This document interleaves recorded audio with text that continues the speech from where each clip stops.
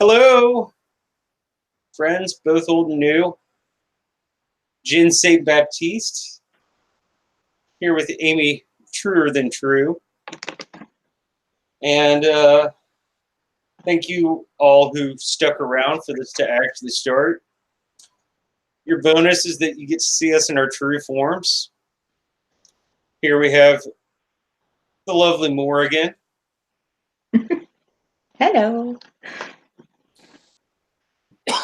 She probably doesn't sound like that though. And I'm going to do my job.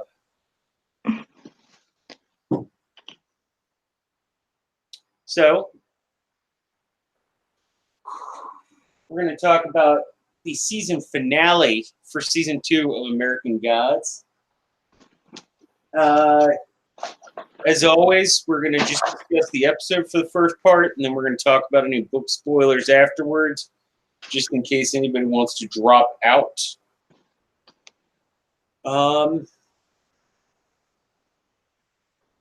Those of you out there in the chat, did you have any thoughts when you first watched this? See, we've got Imagination Realm, we've got Peter Griffin, some girl named Amy True. I don't know who that would be, though. Fearless Mermaid, Kraken Tacos. That's a good name. See if there's anyone else lurking. I think that's it so far. But never mind. I'll probably get terrified when the people will come on and be like, what the fuck are we watching?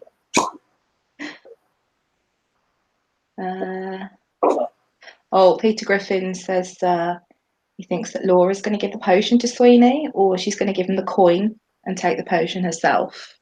That's something I think might happen as well.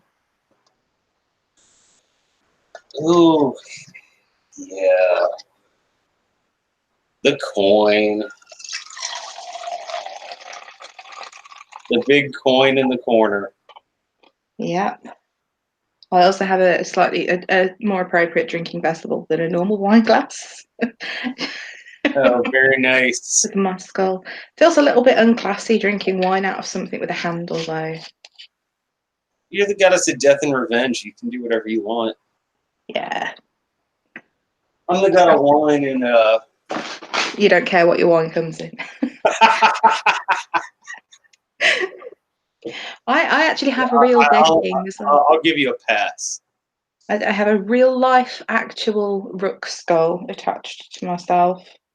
I know it's supposed to be crows, and I do have one, which is actually here, but their beaks are brown when they're skeletal. So I thought a rook would look better because it has a black beak sheath. Random trivia there. So you have a rook and a crow, or you're just collecting corvids? Yeah, I've got magpies on my shelf as well. I collect dead shit in my free time. We get magpies here. If I ever find a dead one, I'll definitely. You're not allowed to send it to me. I'm not allowed to? No, you have very, very funny laws about sending dead stuff abroad, especially when it comes to birds. Interesting, because you were allowed to send me a dead butterfly. Our export laws are different. So it's the export laws, not the import laws. Yes. Yeah, so says that Laura's going to have a stiff neck from carrying Sweeney off. Yeah. Carrying him off into the sunset. Yeah. We'll definitely get into that. So it starts off. I love the way this episode starts off with the War of the Worlds. Now, let me ask you, as someone who's not American, are you familiar with all the history behind when that was originally presented and so forth? So yes, I remember my dad playing it for us on vinyl when I was a kid with the songs and shit. like the musical version. But yeah, it was a regular radio broadcast that had various stories, and this particular one, it wasn't supposed to be presented as it was really happening, like it wasn't a deliberate hoax or anything, but a few people did think it was real. Written by H.G. Wells and narrated by Orson Welles, and people often get them back to front when they're talking about it, which tickled me greatly when I watched a review of the show earlier, and someone was saying, "Oh yes, War of the Worlds, written by Orson Welles." No. Ew. Wrong one. Well, I guess technically he adapted it into a screenplay, so you could say, or into a radio play. So you could kind of say he wrote it. I mean, because it's not word for word exactly the same as No, it's not that. what was written. But actually, there was a huge reaction to it. Mhm. A lot of people especially in that part of the country, thought this was really going on. Even though, if I remember correctly, it's either 3 or 4 times it was announced that that was a radio drama going on. Yeah, I think from what I'm aware is there's like bits in between the scenes where like it would go back to the radio show host and they'd play a song, and it wasn't just played through, like that's all it was. There were like songs between and stuff in the original broadcast, as far as I'm aware. But I've never heard of the original broadcast. I've only heard what my dad had on vinyl, which is the one that's got all the actual War of the World songs in it as well. Okay. Yeah. Oh, Bobby's in the chat as well. Hi, Bobby. Hello, Bobby. We're going to see her again later tonight. Which, I'm by gonna the try- way, all of you should stop at the Silent Johns this evening, because it's a really great episode, and I'm sure our panel's minds are a little bit fucked after watching. Just a bit. But back to this show that we're talking about. I love that they start out with it. I love Mr. World's monologue about fear. I think as well the way they've done it with the War of the Worlds, it's very much there's like a war of their worlds going on, like the world of the old gods and the world of the new gods. I thought that was really a good parallel. Very nice, yeah, very nice pick up on the metaphor. But yeah, the monologue they gave Mr. World was just, it was fracking awesome. It was brilliant. If only Alfie Allen hadn't died an hour earlier that night, I would say that, like, honestly, he should get the Emmy for that monologue. Like, I think it was that brilliantly done. It was fantastic, and I loved all the stuff that was going on at the same time, like kind of just proving this point about fear. And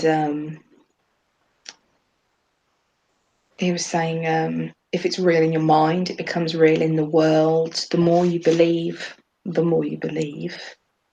Which I liked that, because it's very much how Shadow has been. It kind of reflects his journey, that at first he didn't really believe much of anything until he saw what he saw, and then since then he just kind of accepts most of the weird shit that he's seen without really being fazed by it. Yeah, so it's very true, and obviously we see that going on throughout the show. And speaking of seeing and believing, so do those of you out there. Oh, we have new people. We have Bear Island Josh. We have Bob Catalano. So, do you believe in Bacchus and the Morrigan now?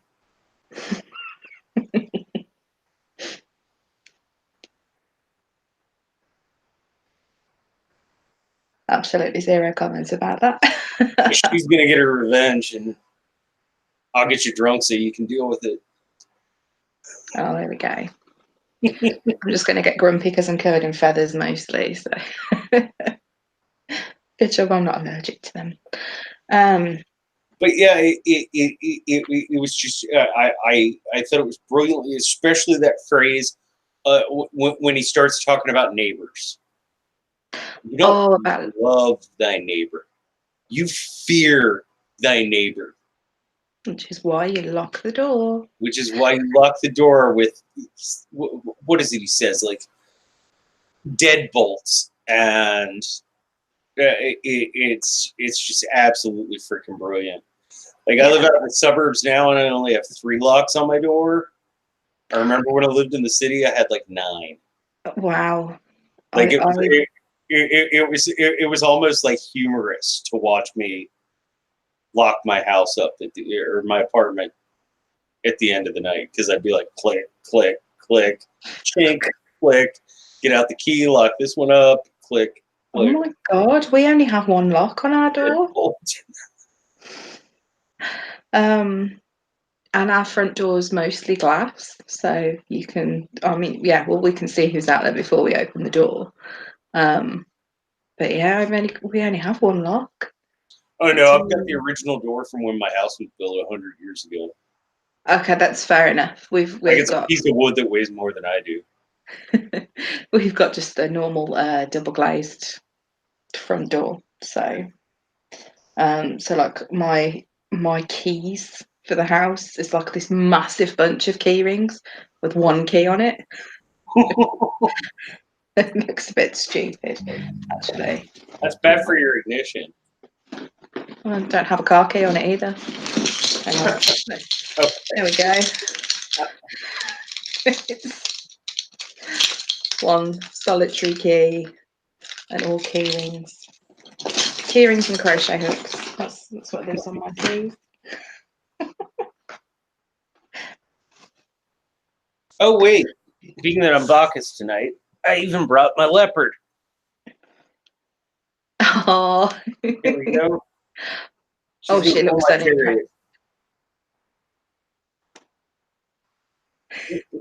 She wants to know what the fuck you're up to, doesn't she? That face.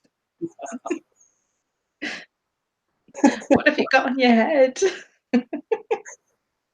It's my crown of grape leaves.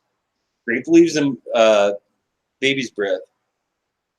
It's very pretty. Well, thank you. Far more feminine than what I've got stuck in my head.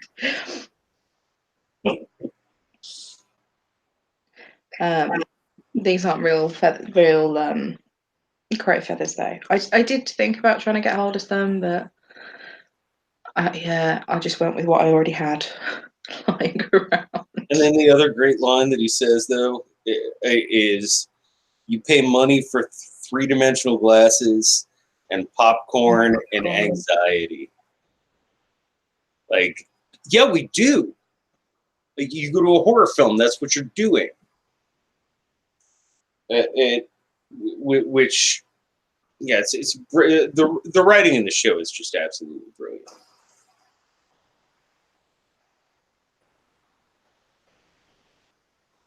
So moving to the next scene. I'm just bringing up what he'd actually said. Oh, here we are. It says, you don't lock your doors at night because you love thy neighbour. You deadbolt with reinforced steel because you fear thy neighbour. That was what the quote was. And we see him actually sitting in a director's chair, which I thought was really good as well, kind of showing how he's doing things behind the scenes and making things happen. Well, yeah, and they keep flashing to this when it actually happened. Like when the World of Worlds actually was broadcast on radio. Yeah, I love how they do that. They're not showing it in modern times. They're showing it back in the 1930s. Was it that far back? I thought it was the 50s. I think it was the 30s, but if I'm wrong, please correct me. Yeah, if anyone knows in the chat what year it was. The one spanner to rule them all is not here today. Yeah. She had to go like be a grown up or something like that. She couldn't come backstage. Imagination Realm says it was the 30s for the radio. 50s for the TV bit. Aye. Okay. Oh, that's what I'm thinking of when you see the film setup, the clapperboard had 1950 written on it. That's why I'm thinking 50s. I knew I'd seen a date at some point on it. It was that. Oh.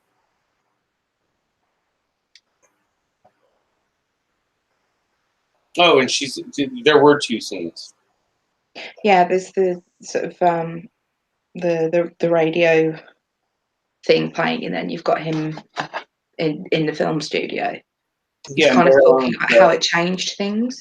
Correct. It did predate television originally. Mackenzie popped in. We're going to see her later in the night. Wondering what the fuck we're doing.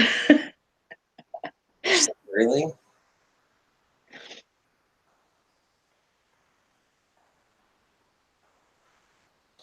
So, yeah, the next scene. Shadow wakes up laying on a grave. He's not asleep yet. He's sort of sitting up, thinking about Sweeney. Like we can hear things that Sweeney said. I guess one would say meditating on a grave, trying to sleep. I know what that's like. Yeah, and then obviously at some point he lies down and actually does go to sleep. The dream that he has is telling. So apparently you're about to have a nip slip. According to Peter Griffin, I think you're flashing a bit too much flesh. No, they're lower than that. It's to be fair, if that happened, it wouldn't be so much a big deal. If I have a nip slip, we'll get in trouble with YouTube. So it could be worse. The dream that he has. So he's thinking about Sweeney, and then he sees Yggdrasil, and the runes are glowing. And then we have a flash of. Is that better to hear? I don't want to offend you or anything.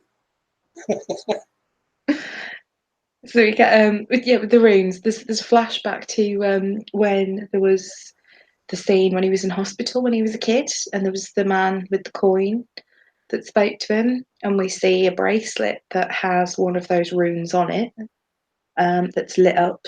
And I did look it up because my knowledge of runes is shockingly bad, and apparently it's one that's called Valnut, and it's Odin's symbol.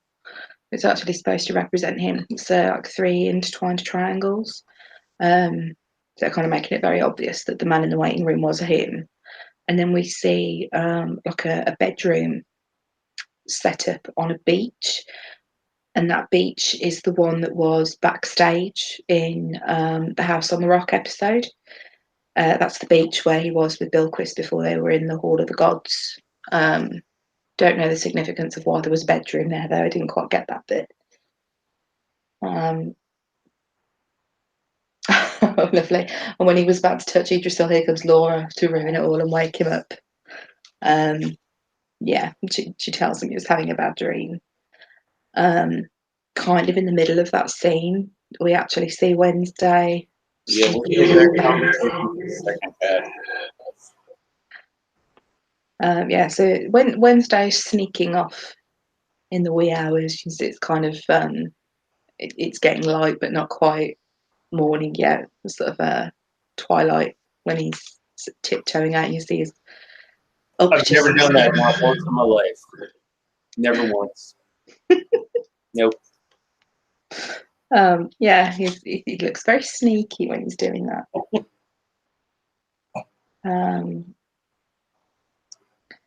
And we get to go back and see the CEO again. He's actually credited as Mr. Z in this one, and the company is called Z Industries. in the previous episode that he was in, he was only referred to as the CEO, so we didn't know. Right, yeah, no, he's a name. But do you want to talk about any other ramifications there might be to Shadow's dream and his cemetery nap? It's unusual. I did wonder if it was something to do the fact that he's in the cemetery. That there's some sort of almost like maybe some sort of spirits of the dead somehow encouraging him to remember, or maybe he's sort of his mind's a bit more open while he's out there, and he's not got all the gods around him. And it's kind of difficult because it's kind of, I think some of these things he sort of knows, but not quite. And he seems to sleep better out there than he does in the house. Yeah, which is I guess odd. I don't know. I've never slept on a sepulcher before. I can't say I have either. However, I may or may not have done other things on a sepulcher before. They're not very comfortable to lie on, regardless of the activity. Not go into that. Once again, we might get thrown offline. I will say I have every Bauhaus album original copy wax pressing, though. So that might give you a hint if you want to go ahead and do the math yourself. So, yeah, concrete's not comfy to lie on, basically. I wonder if it's more to do with perhaps the veil's thinner there. And in his dream. I mean, we'll get more into it in the second half because it's such book stuff, but that mountain of skulls. And we see that again towards the end of the episode as well.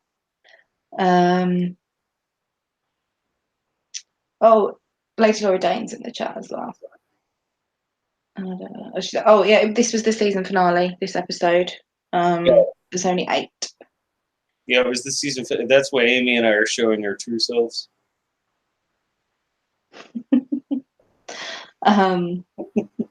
Imagination Realm says felt like he was being reborn or sort of awakened from the unknown. Kind of. I think he's kind of making a few more connections now. I think perhaps he can, especially with the revelation from Sweeney that it was him that caused Laura's car accident, and that it was Wednesday that put him up to it, because Wednesday didn't deny it when he was stood there.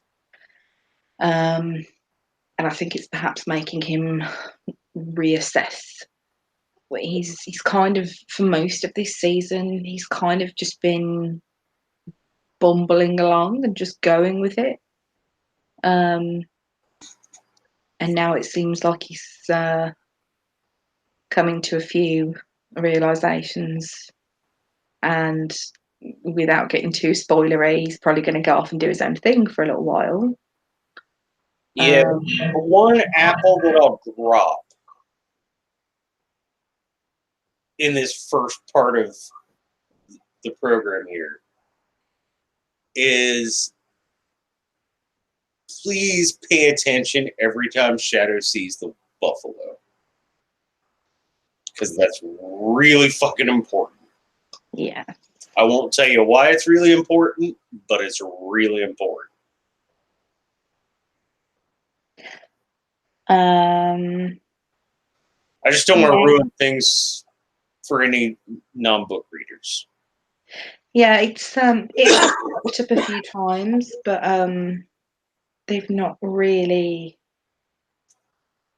done much. It's just kind of when we've seen it so far in the show, it's been there but not really doing a lot, I'd say.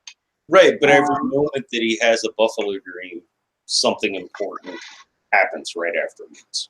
Yeah. Speaking of dropping apples, we'll get to that in a wee bit. So when Shadow wakes up, we see snails crawling up the side. I meant to get around to doing a bit of research about that because they focus on them again a little bit later on, and I did wonder if there was any significance to the snails or spirals or something. If anyone does have any thoughts to drop on that, I would be interested to read them. And you know how much of a math nerd I am, so I mean, I have all sorts of thoughts about the snails that are probably like ultimate super huge tinfoil theories, but you know, their shells do form in the golden spiral. Golden ratio thing, yeah. I'm going to go off on a tangent, but I think they used to use their shells to make paint as well, or dye or something. And then there's a mention of the Sistine Chapel later on, and this is why my brain started whirring, and I thought I must read more into this, and then I never got around to it. So. Specific species of snail, I can't remember the name of the species, but they were oceanic snails. Oh, okay. And they were purple, which is why royalty wears purple. Right. It's expensive.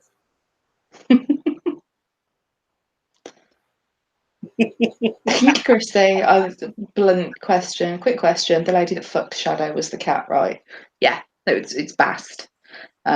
She's there in a cat form most of the time. But yeah, that was her.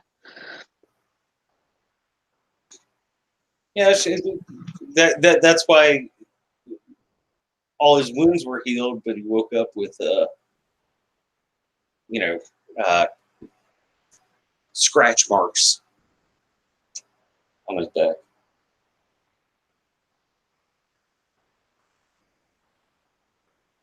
Ah, interesting thing. So snails had to do with his pace and realization it was about to change, and the golden spiral meaning change and transition. So it's about to enter into a new phase. That's a really, really good point. I like that. Yeah. Now, let me imagination realm. Have you read the book?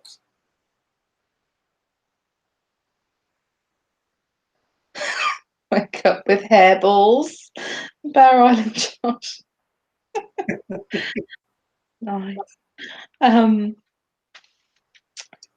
So the next scene, I did briefly start things, but Mr. Z. Yes, Mr. Z. I'm glad he finally has a name. Kind of. Yeah, he looks like he's having a bit of a, I don't know, programmer's block, I suppose would be the thing, rather than writer's block. He's thinking about when he was a child, when he was playing Pong, which was something that we saw in the episode that he first appeared in. And Imagination realm, I'm not shaming you. I was just asking if you read the book because I wanted to know if you had preordained information or if you were just figuring it out as you went along. No shaming. There's no shaming here. I walk around in a purple fucking toga. Like, have you seen what we're wearing? A bottle of wine. I don't shame anybody. You didn't even want to see me this past weekend when I was at con. Unless, of course, you were watching the Cylon Johns last weekend, and then you may have had a little sneak peek of. That was hilarious. So the metronome, we hear the metronome ticking again, and he sees it and ends up following a little trail of metronomes. and has a bit of a revelation as such. They disappear. He runs back to his desk and starts typing, and it's intercut with scenes of him playing the piano, and we've got this classical music, and then it switches to the techno kind of music that we heard that he'd created when he was a teenager. And the little cut scenes look like something that's broken, kind of reforming, or something that's sort of exploded, but in reverse was how it looked to me. And the metronome speeds up, and as it does that, Tech Boy forms on the screen, and then the metronome stopped, and it's New Tech Boy, which was the only thing I could think of to call him. So he's and he says straight away, "Hello, friend." It's the first line he says. And I think that was the last thing he said to him as well before he ran out of his office in his previous incarnation. Well, it was the first thing he said when he properly introduced himself to him. Yeah. In the last episode in which you saw Tech Boy before Mr. World kind of got him with the little face hugger. And I did look that up. That actually, that was the first phrase. That was the first thing that was ever sent online when the internet was invented. Oh, so it just have extra 60, like way back. I can't remember the year, but the first thing that was sent online from one computer to another was "Hello, friend." Peter Griffin says that the American Gods Twitter account has called him Quantum Boy. Yeah. I could see that. Sounds good. The word itself annoys the hell out of me just because we have some extremely popular products at work at the moment that have that in the title. But Imagination Realm said they're doing some research on spirals for the show that shall not be named here.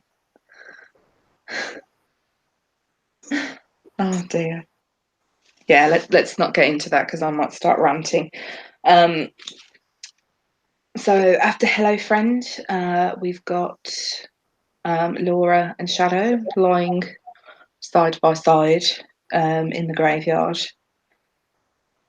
He had obviously just seen her in this sort of vision/dream. I wonder if he was kind of aware of her presence as he was waking up because he doesn't seem shocked to see her there. He doesn't seem all that shocked to be waking up in the middle of a graveyard either. I think Shadow's at the point now where nothing's. One of my favorite albums of all time. Nothing shocking. You know? Yeah. I think he's just like, okay, whatevs. Just nothing phases him. Yeah, he's gonna just accept it as it happens. So she's telling him that she feels like she wants to cry and she can't, and she wants to make things right, but she can't. Which she says, "I'm not my mistakes. I want good things for you and me and us. But every time I try, I can't." She's kind of saying, you know, she has focused on him constantly since she was resurrected, and she thinks that all she wants is to be with him again, but she doesn't really, I think, and it just, yeah, she keeps fucking it up really, and inadvertently ending up pushing him further away. And she says she's sorry, and he straight away just says, "I don't believe you." And what was he said, "Sorry doesn't change anything. If it did, implying that he genuinely does feel some remorse about what happened the night before, because then he straight away tells her that Sweeney died. And at that moment, Shadow had said sorry straight away. I think it's he really is sorry, and if sorry could change anything, obviously he would be changing that. Was what I got from it. And Laura looks confused at first, kind of like, how is he dead? You can sort of see her trying to compose herself. It's a shock to her, and I think she's trying very, very hard not to show an emotional reaction in front of anyone. The only time she genuinely looks emotional over it is when she's actually in the room with him later on, actually in the room with Sweeney's body. She genuinely looks upset then. And we get the brief moment before her discussion with Bilquis where she's kicking stuff over. But she's not aware, obviously, that Shadow knows about their trip to New Orleans. So I think she's kind of trying to play it down at the moment. And she asks him how, and he explains, and he says, I got in the way, which is the thing that Sweeney had asked him not to do, and he was actually remembering that line before he went to sleep. Because I've got the subtitles on, it was quite quiet, but you could hear him speaking in the background, and one of the things was he heard him say, "Don't get in the fucking way." And we get Laura sort of. One of the things we didn't talk about last week very much. Sweeney got his fight. Yeah. And he got to go out like a Banff. He did. Like really badass way to go out. Oh, hey, Grimnir. Thanks for your stick. I can't wait to see how they resolve that bit of the story. It's going to be a bit of a wait. But it's hinted at that he's possibly going to come back somehow. I would like to think. And we get the origin of why she calls him Puppy. Which is quite sweet, actually. Which is a huge book reference. We can, I mean, talk about it. It was on the show, but I would like to save the book reference part for later, if that's okay. Yeah. But so yeah, why she calls him Puppy? As he says, "I'll be your puppy," because he doesn't want to get a dog. I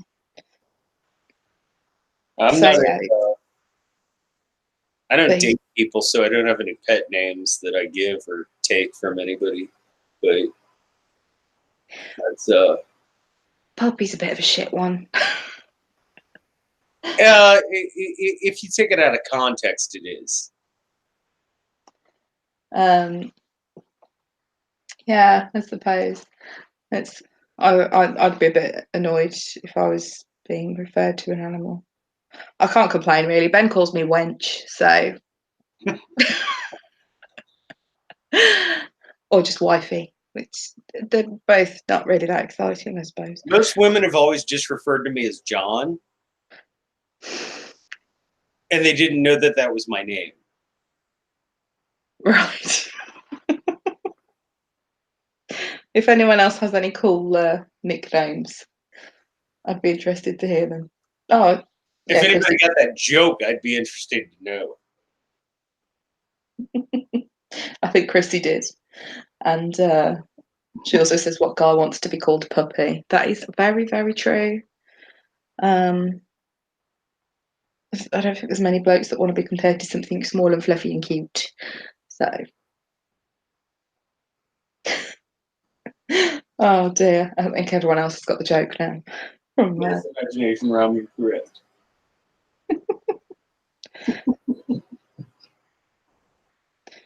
Oh yeah, and she pointed out that she asks him to steal the puppy. Like, come and steal me that puppy. That's got to be that particular puppy. It's like, okay, puppies are cute. They're not that damn cute. I don't know. There's something romantic about stealing something for somebody. A puppy in broad daylight in the middle of the park. Yes.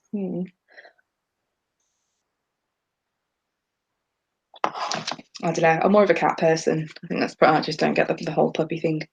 And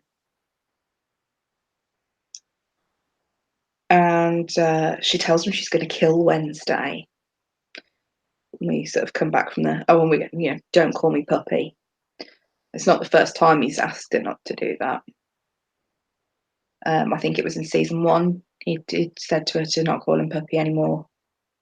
But when she's kind of trying to protect him at the moment, with the way she's saying, like, Wednesday's not on your team. She says, he's not a mentor. He's a psychopath. It was him that tried to have her killed, and he's done all this, and she is trying to protect him. And I wonder if that's why she goes back into calling him puppy, because it sort of it somewhat implies that he needs protecting, perhaps, and he's sort of weaker than she is. Well, there are a few interesting things that he sees during that drink, too,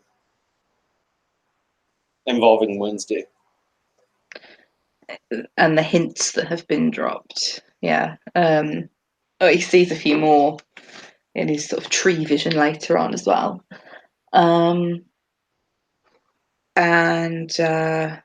yeah, I'm going to kill Wednesday. You're going to try and stop me. He doesn't care. He's just like, it's a free country. But he does have a contract with Wednesday. That's why she asked him.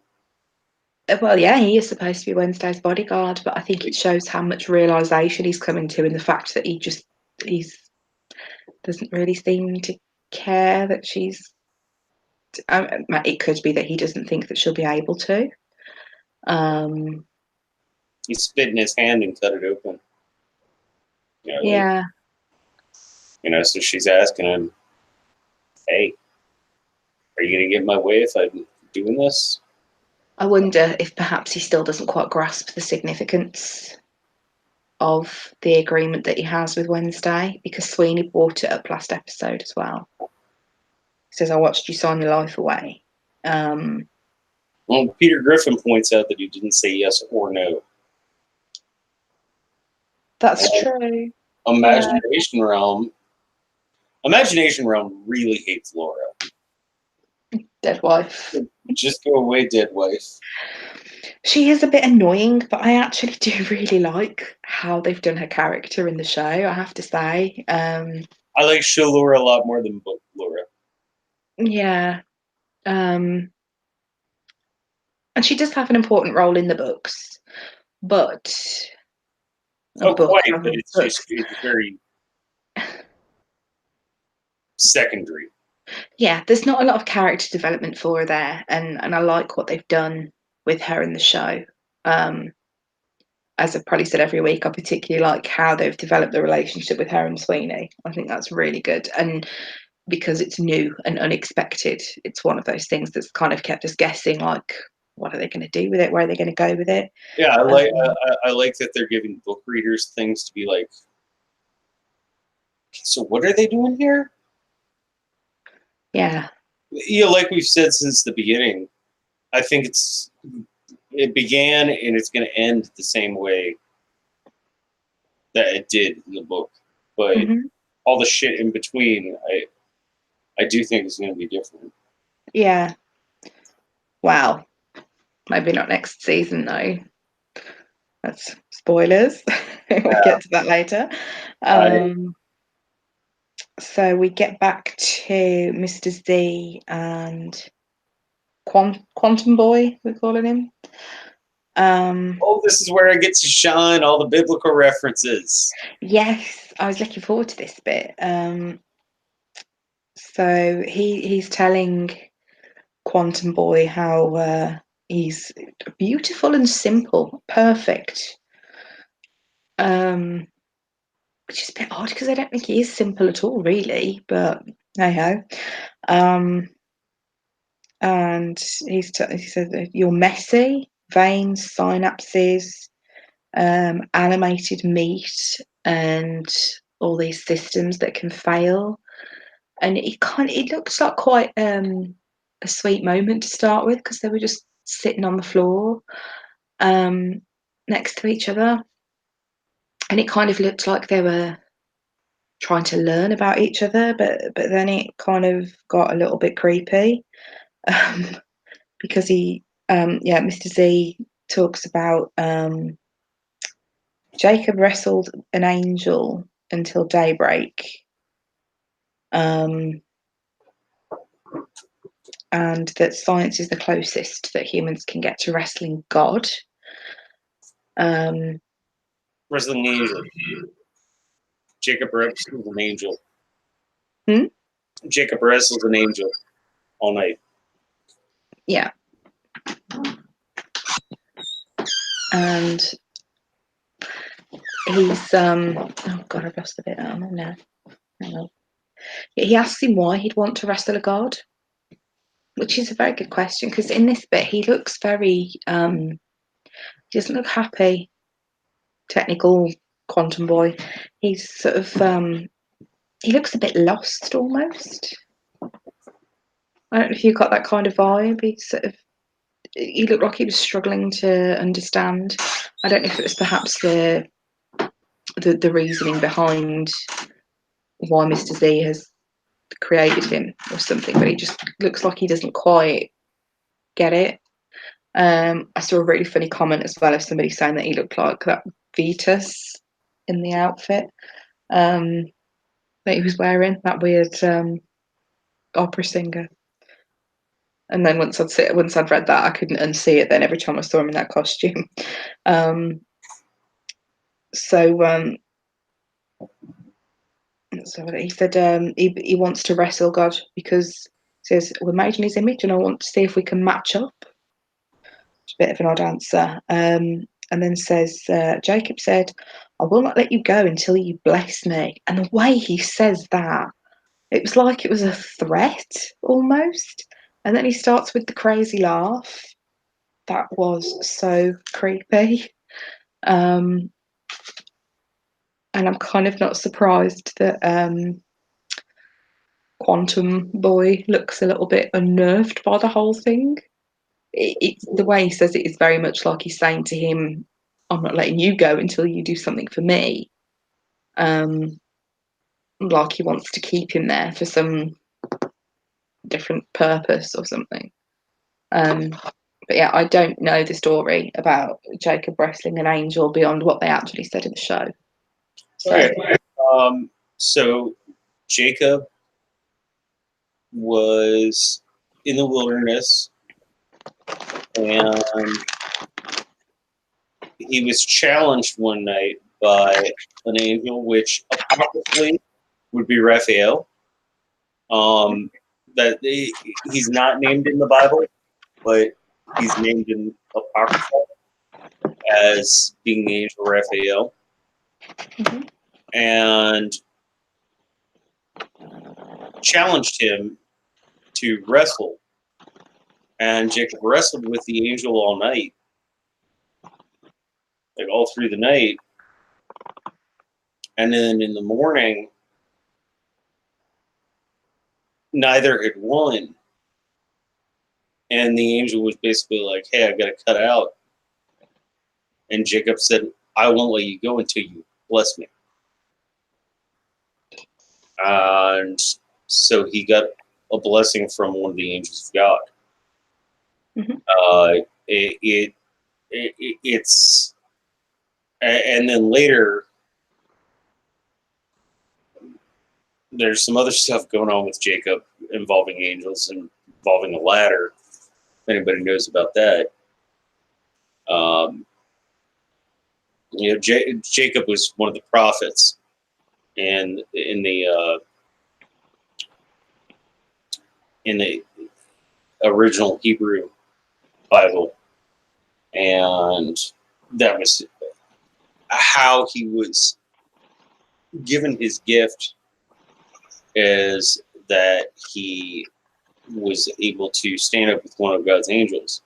He didn't win, he didn't lose. The entire point of the wrestling match was that, are you strong enough to just survive this?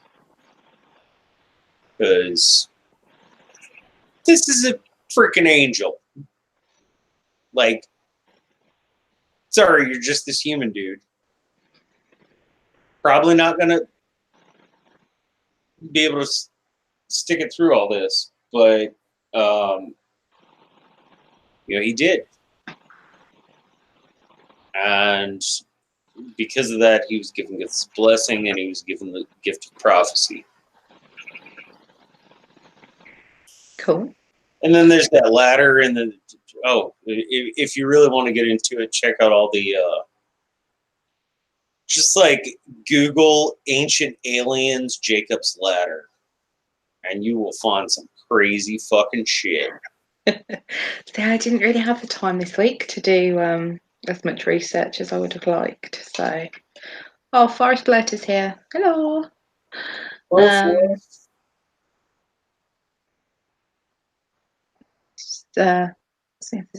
like this.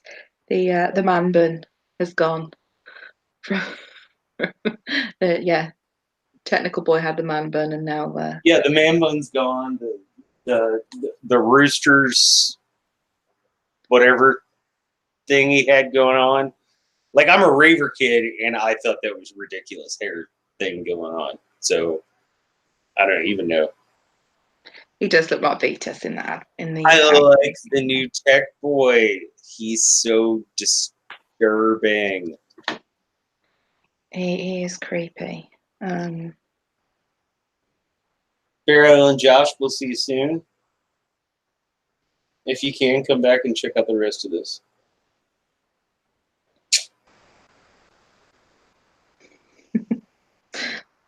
Really think Ben's upstairs. He's just sent me a text just to say to tell you that your hat looks good.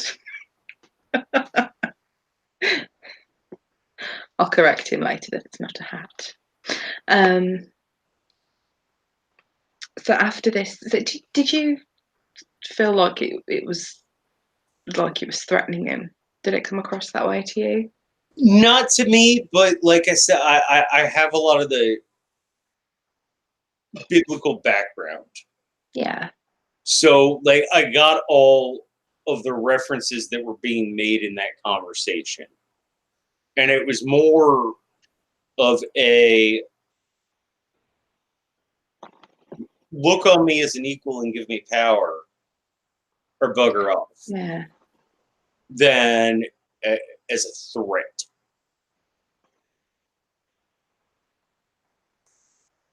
If that makes sense. Yeah, I guess so. It was that creepy laugh that did it. It just seemed really odd. I think he's sort of he's been quite a emotionless character. Again, when we've seen him in the previous episode, he's not very he doesn't really portray much in the way of emotion. He's just all about his computers, and not very. He doesn't sort of behave very human, if that makes sense. He comes across far more as technology than as some angry ranting kid on the internet. Yeah. So to see him having like this little giggle, it just seemed very, very creepy and out of place, and not like him. And it just, I think it was that made it come across a bit weird, because it's like it gives you this sort of mad scientist vibe. I can see where you're coming from there. Yeah. Well, my impression was just that this is, Tech Boy, I guess, 3.0. And he's not an angry, ranting kid on the internet. He's like modern technology. He's the shit that I do my day trading on. He's like It's statistics and analysis, and Yeah. the leopard's back. Hello. Oh, you gotta get down. Cat interrupting the stream. Love it.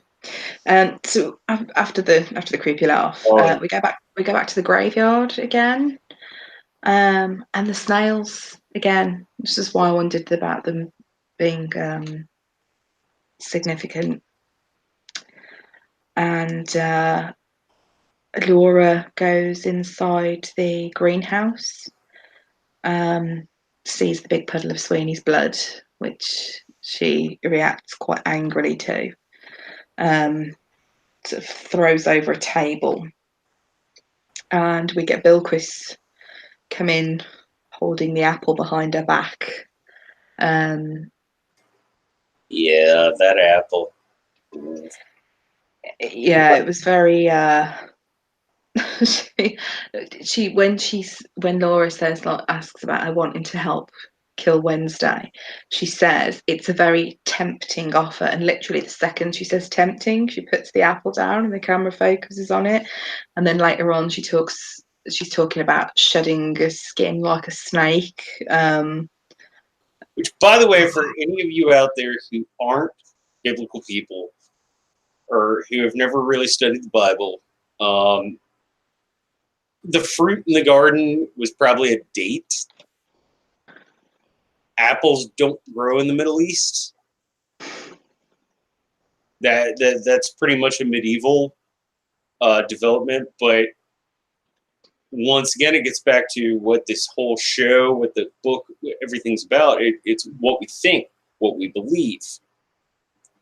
So people would think that the fruit of forbidden knowledge in the Garden of Eden was an apple because we've seen that image so much. But yeah, it was probably a date.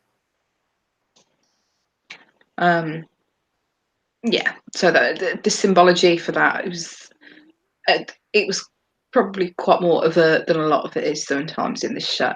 Some of the references that they try and make are quite subtle, but something like that, and sort of having the apple on screen when she says temptation, and then, like I said, later on she's talking about a snake shedding its skin. Oh yeah, it was more than a wee bit overt. Yeah, you get the impression that she's, there's going to be some further temptation that she offers someone, and she's as soon as Laura sees her, she says, "Are you planning on kissing me again?" That was pretty funny. And when Laura asks where, she kind of shuts her down when she tries to talk to her about Sweeney, because she says he's in the mortuary if you'd like to see him. And she says, "Is he dead?" Which, well, we already know that he is. She says yes, and she's like, "Well, why would I want to see him? Where's Wednesday?" And Bilquis knows straight away that she's planning to do something, because she says, she straight away starts talking about revenge. And something I noticed while they're talking, Laura's standing right at the edge of the blood puddle, and she kind of puts a shoe in it and starts like sliding a shoe in it ever so slightly. And I did wonder if she did that on purpose because she was going to try and use the blood in the potion. Ooh. But she did it kind of overtly so nobody sees her collecting the blood. That's a thought I had not even had. It's just the way she has such a violent reaction to it when she sees it. It really upsets her. You would think she'd want to avoid it, not deliberately put her foot in it. And she's very careful the way she does it. It's like just the edge of her shoe, and it's just at the edge of the puddle. And the fact that they actually show her doing it makes me think that it's got to be significant. Right. And obviously we saw Mr. Ibis cleaning up Sweeney's body as well. So I don't know if they would do anything different with him being a god. But if he's been embalmed, there's not going to be any of his blood left in his body. So even if she's taken his body, we saw that later on, she might still need the blood from her shoe, if there's none left in his body. Yeah, why do you leave blood on the floor? Because no one's cared to clean it up yet, I suppose. I don't know. Like Mr. Ibis comes across to me as a pretty tidy person. Yeah. By the way, I it's say odd. this every week that he's on an episode. I want his tailor. Oh my gosh, please come make me some clothes because his tailor's fucking awesome. But like he seems like a pretty tidy person. I don't see him leaving blood on the floor. It's unusual. I get the impression that the greenhouse area, sort of most of the time when we see it, Wednesday's there, and I wonder if it's sort of almost been given over to him. It's like his space. So Mr. Ibis doesn't have any intention of spending any more time there than he has to. Could be something about the fact that the tree's there that makes them uncomfortable. They just don't want to be around it, or like none of the other gods seemed very happy last week when they were in the room with him, when they were sort of sitting down to eat. So perhaps they just don't want to be around the tree, or I didn't really think sort of too much into it, but now you've mentioned it, it's like, God, why would they just leave that there? I guess maybe they just haven't got around to it. That's the only thing I can think of. They just had other shit going on. So, Peter Griffin says he's clean as on vacation. Could be. What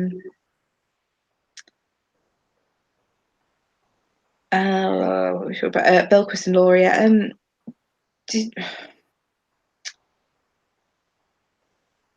Do you think we might see a bit more about what it is about Laura that interests Bilquis? Because she certainly seems to have some sort of interest in her. Yeah, there has to be some reason that they're leading up to that. And the implication with the whole temptation thing. That often. Yeah, the whole temptation thing as well. It kind of implies that perhaps Bilquis will do something to tempt Laura. The fact that she leaves the apple there with her rather than with anyone else, and it's her that she talks about it to. It's like, but what? Because she thought Laura was a goddess at first, and she seemed very, very interested in it. And then when she declines to join in with the Wednesday bashing, she says, "I know where to find you." How does she know where to find Laura? Like, is she keeping tabs on her? Or does she have some sort of connection with her that we don't know about? It's like, how would she be able to just find her if she wanted to? Because Laura's not said that she's going to be staying at the funeral home or anything. And obviously we saw her going off to who knows where. So how do you... Well, How do you... Shiva. Yeah. She's the queen of Shiva, you know. I mean, maybe that's one of the powers. What is being able to sort of a sort of omnipresence, or Know where dead wives are. Dead wife. It's like they're not sort of overt about what powers that the gods have in general. Like, we see things that they can do that like only they can do. So like we saw Bilquis's weird man-eater.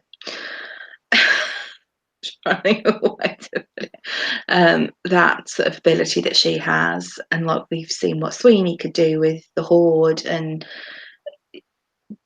we've seen the Djinn with his fire eyes and these kinds of things. You know, Nancy can turn himself into a spider, and these appear to be things that the other gods can't do. But I Well, wonder you if can get there's, people to be obsessed with vengeance, and I can get people drunk. but it's like is there like a certain set of skills or powers that they all have as like a generic thing? Um, so can they, just Right, I see what you're saying. Like, think about, if they wanted to find a particular person, do they have some sort of ability that would allow them to do that, regardless of what type of god they are? It does make you wonder if they've got like some generic level of powers or something that they can all do. right, okay. It's probably one of these things where it's just like a throwaway comment. Not supposed to have a huge amount of significance, so I'm probably reading too much into it, as usual. No, or the exact opposite. It seems like throwaway comment, and it's like a huge freaking thing. It could be.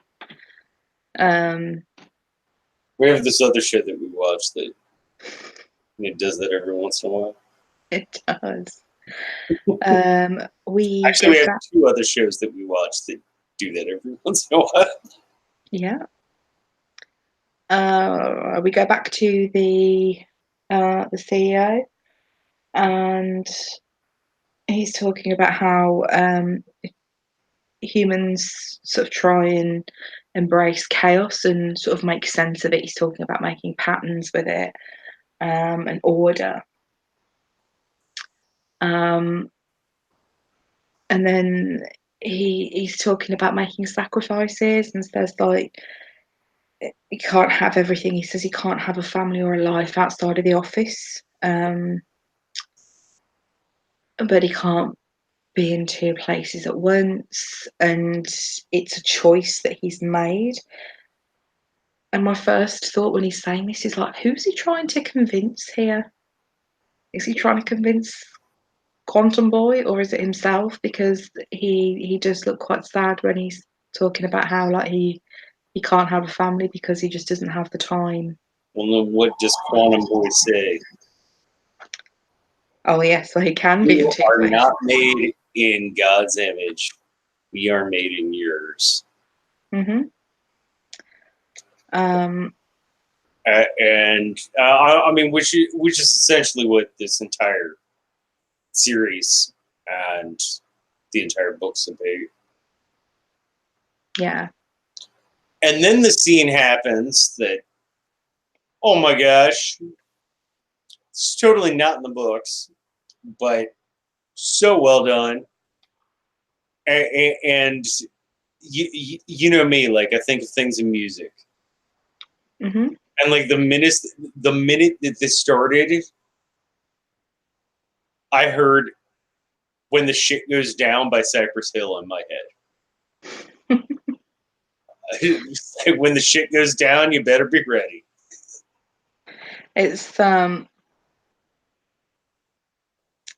almost like he's using his words against him at that point as well, because he starts quoting this story back at him that he was telling earlier about Jacob and the angel. I Um, and he's saying like, you can't be in 2 places at once, but I can. And actually, when just before the CEO said that, when he says we can't have everything, just after he says everything, there's like a little glitch of Quantum Boy's face, like it's almost like a projection, the way it comes across, like a sort of hologram thing. And I guess that probably is what he was doing, from what we see. well, Then, imagination one's got a hell of a point that I haven't mentioned, and neither of us have mentioned. Mhm. When he talks about the Sistine Chapel being Yeah. created, he's like, "What is perfection?" And he's like, "When God gives you something, and you take what you have and you make it, Hmm. and you have the touch of God for a moment." For me, it For those of you who don't know, I actually collect Byzantine art. I love Byzantine iconography, and there is no signed piece of Byzantine iconography because they believed, all these painters who painted these amazing things believed that they were touched by God and it was God's hand that was moving theirs when they were making these paintings. And it was just their body doing God's work. And so they never signed anything. Because like they didn't take the credit for it. Yeah, but you look at Byzantine, like I like Byzantine iconography. It's not cute little cherubs and shit like that. Like Byzantine angels are scary. Like they're terrifying. They're big, powerful things. Byzantine Marys are like, yeah, I can see you praying for me, but I probably ought to behave well. Byzantine Christs are like, oh my gosh, yeah, I should quit fucking up all the time. Like it's in that style of their artwork, but so that really struck me really heavily. And thank you for bringing that back up, Imagination Realm, because yeah, it did. When he's talking about the Sistine Chapel and the hand of God and all that, like Michelangelo felt, even though he didn't get along with the Pope at the time, and he didn't get along with the church at the time, and he certainly didn't behave the way he was supposed to, according to the church at the time. Like he felt that God moved his hand to paint that, and if my father's been there, I've never been there, but I've seen like hands-on photos as opposed to just the shit you get out of our books, and it's unbelievable.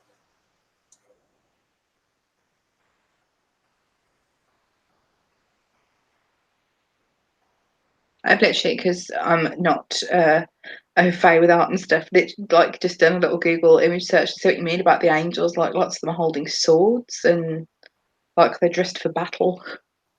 It looks really cool. I have to chat with my nan about it actually because she used to be an art teacher, so she'll know all sorts of stuff. So at this point, it's kind of obvious that the Quantum Boy's up to something, and we've seen him sort of do this little glitch thing with his face, and when he says, "What do you think happens when you touch a god?" Straight away, my impression was, "Oh God, what's he going to do to him?" Because it's like, okay, he's going to ask him what he thinks happens, and then he's going to show him what happens. And that's when he says, "You're not made in God's image; we're made in yours." And that's when the computer sort of starts beeping, and there's alarms, and you can sort of see all this code coming up on the screen. So I thought at first, was it like a virus or something? But then he says transfer complete. So he's obviously in sending all this data. And when we see him sort of glitching, he's glitching between where he is there and where the like Mr. World's headquarters, which name I have completely forgotten. What's it called now? I'm sorry. The Blackbriar, is it, where Mr. World is?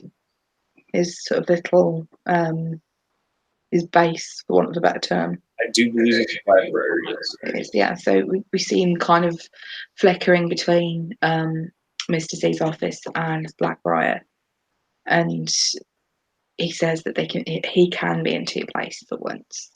And when he it's like he's sort of frozen him when he does touch Mr. Z. He says something about his Was it the angel touched the socket of Jacob's hip so it was wrenched? I assume that means like it was dislocated or something. Mm-hmm. Yeah, he wasn't able to walk. He was able to walk, but he had to walk with a limp. And obviously he touches Mr. Z's hip, and it's like it freezes him. But he's still aware of what's going on, like he's still talking. And it's kind of unusual because it seems like that they've now got, like, the new gods have now got what they needed, like they wanted from Mr. Z, but Quantum Boy is actually then saying to me, like, harness me, my only limit's your imagination. It's like he does still need him, perhaps, in order to become more powerful. As he seems to be sort of his first worshipper, as such, the sort of new era of technology, if we're going on that incarnation rather than the one that we saw at the cabaret club. Right. I think he needs him because this particular guy and his company are at like the forefront of modern technology. The fact that later on it's said it's all like it's banking and financial information that they've managed to get hold of gives the impression that a lot of whatever he does, like the programming stuff that he does, is something that's used everywhere. So it has very, very far reaching, which would explain why it's useful to the new gods. And yeah, they kind of, it's not just that information, they get all the Argus information as well. And it's useful for a very specific new god. Yeah, new media kind of really shows what she can do in this episode. Like, she's taking all that information and throwing it out there and manipulating it. And we do see later on her actually talking to Shadow through the newsreaders. So, she's putting words into their mouths quite literally and feeding them this information. I love that all season everyone has been so, oh, new media, she's just like this annoying kid, blah, blah, blah. And you and I were talking about this like very early on in the season. And it's like, no. Do you know how fucking scary this is? Like, how really scary this is? Like, think about how many times you touch your phone a day. Yeah. Imagination realm. She was like a puppet master. Yeah, how many times? A puppet master, that's a damn good way to put it. How many times do you check your Facebook notifications? How many times do you check your Twitter feed? How many times do you check your text messages? Mm-hmm. Like, new media is fucking terrifying. Yeah. When you saw her, she reminded me of a conductor, actually, because the way she's sort of moving her arms, like she's literally throwing stuff around and all. It looked fantastic. Like the visuals of it were, yeah, like she was controlling it all and leading where it was going. It looked awesome. And when she introduced herself to Shadow, she sort of starts off talking through the TV.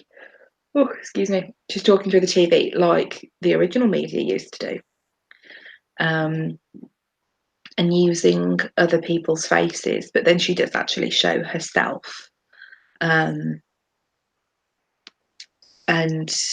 it kind of, yeah, she sort of reveals herself as such, and she hang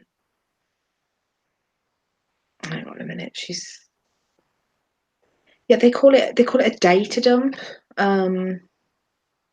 So that's what they're calling it on the news. there's other information that the CEO's company obviously have on file or have access to. Like we see that there's CCTV cameras that they've been using, so she's obviously still got access to everything that Argus had. I wonder because they had their moment if she's managed to take over some of that. Right. When she was connecting with him, shall we say. Well, she connected with him. That would work. Not as much as she wanted to. But I did kind of like the parallel to last week because when she finds Celine, doesn't she? And I think that's how she tracks them to the funeral home, the funeral parlour. And that's when she sends the FBI after them. And the way she just does this, she's like, kind of like how Sweeney did last episode. Right. But she's kind of like, ha, fuck, got you. It's just kind of demonstrating her power, like, ha, badass, and see you later to Shadow. Obviously not knowing what he can do, if he doesn't know what he can do. The way Salim, he locks the door when he gets back from the shop. And last week he said to Sweeney knocked the door, and he said to him like, you don't need to knock. It's always open. Yeah, he's the one that locked the door this week. So at the beginning of the episode, we heard Mr. Well talking about fear. Tech Boy mentions fear to Mr. Z when he's talking to him, saying that fear fuels imagination. And we see its actual effects then on Salim. He's kind of showing us what everyone else is thinking. Like we see when he's in the shop that there's people buying water, like massive quantities of water. It's like people panic buying. And then when they're outside, like when he goes outside, there's people fighting over fuel. You know, you've got all these cars and there's people with jerry cans, and then somebody smacks someone else in the head, and people are getting really anxious about all the stuff that's been going on in the news, and they've all kind of missed it because they've been holed up in the funeral home and not really aware of what's going on in the outside world. And then when he gets back and he's watching the TV. Well, what's terrifying, let's say this is the real world. Yeah. All Salim had to do was turn on the TV and new media was there. Yeah. And knew exactly where he was. I mean, there's a part of that probably at some point in time will keep me up all night. You know, I mean, I wouldn't say I'm paranoid, but even if I am, that doesn't mean nobody's out to get me. Yeah, she catches him on the CCTV in the shop first, and it kind of goes to show how little technology they're actually using in the funeral parlor. Right. Because like Celine's like, "Oh, does this thing work?" And Mr. Ivory says, "Kind of," you know, implying that it's a pretty old TV, and you know, it's probably not got cable or anything. Oh, and then going back to the funeral parlor. That's a hell of an interesting chess game. I mean, the chess game is such a trope thing to use in it is, but cinema, but I was fucking brilliant. It worked so well. Do you think that they know more than we've kind of been led to believe so far? Because I got the impression from the way they were talking that they seemed to know a lot more about Wednesday's plans than they've previously let on, and they know each other knows, if that makes sense. I definitely. And they just seemed completely unfazed by it all. They didn't care that the FBI was about to knock down the door. I don't know if it's because they had an inkling of what might happen, or they just didn't care. They seem aware that Shadow's possibly they Able to make seem it kind of not a happen. knife. Sorry? Able to make it not happen. Yeah. And that was fantastic. And like Celine's just kind of losing his shit in the background. he's he's like, I have to say, the moment between Salim and the Djinn has to be one of the most touching television kisses I've ever seen in my life. it was really sweet actually. It It looked was so genuine, sweet. It was really, really touching. a genuine looking. It's not like with actors kissing, it quite often you can sort of tell that they're not entirely comfortable. It's not as believable a lot of the time, but yeah, it was really sweet. And actually don't often see same-sex couples actually kissing on TV when they are in programs and stuff. Doesn't seem to be a lot of affection shown on screen between them. And I know that their first scenes together like did actually put a lot of people off the show. Yeah, we have a really good friend who Yeah, said I can't watch this anymore. it's something that people really aren't used to seeing on the screen, and it's actually quite nice that they've done it, because throughout the rest of the season they've not really, aside from the sort of jokes that Sweeney and Wednesday have made about their relationship, you've not really seen any of that still go on, and it's kind of had me thinking, well, is it all one-sided? Because Celine seems just besotted, whereas the Djinn, he's letting him tag along, but it doesn't seem to be reciprocated until this week. Yeah, Um, it's just in general like the oh my god, the shit's going down. I'm gonna kiss you, and it might be the last time I do. Scene usually is it comes across as operatic, you know. By the way, this is coming from somebody who gets season tickets to the opera every year, so I'm not knocking opera. Just saying, you make opera really dramatic. That's how you do it. yeah. But it seems operatic. But like that, it just seems so genuine. It was so just it's like pretty.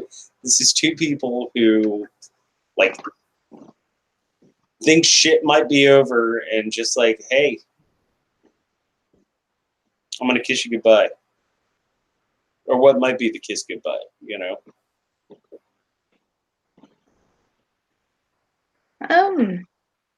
Yeah, I think the Jin seems a bit more confident, I think, than Celine does. Um, and he's he implies to Nancy and Ibis that, because they ask him if something about if he can kill people without Wednesday say so, and he's like, I can kill whoever I want. It's kind of like, it gives the impression that it's don't get in our way.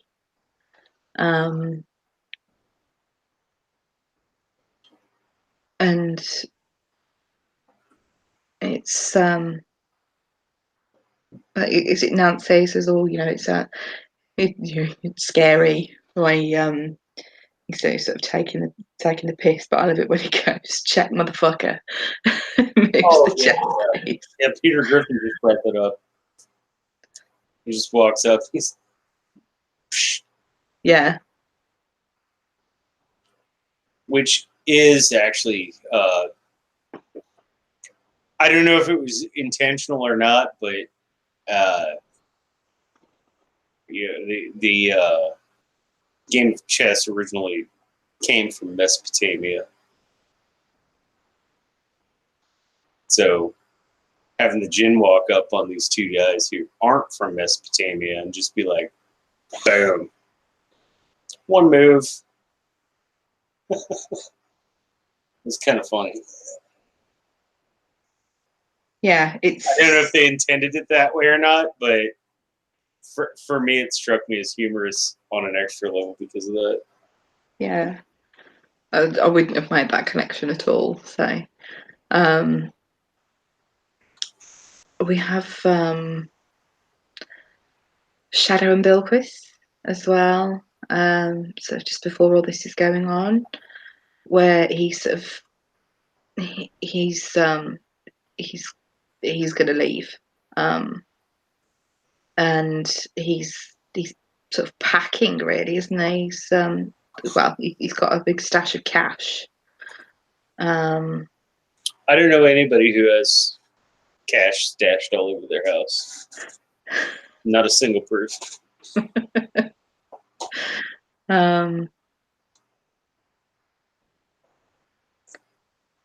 He asks if she's going to try and stop him, and she's just like, no, it's all good. And she's saying something about when it's necessary, shedding one's skin, which is sort of likening her to a snake again. And she sheds her sheet at that point. And she says that his survival's of great interest to her, and that their fortunes are linked.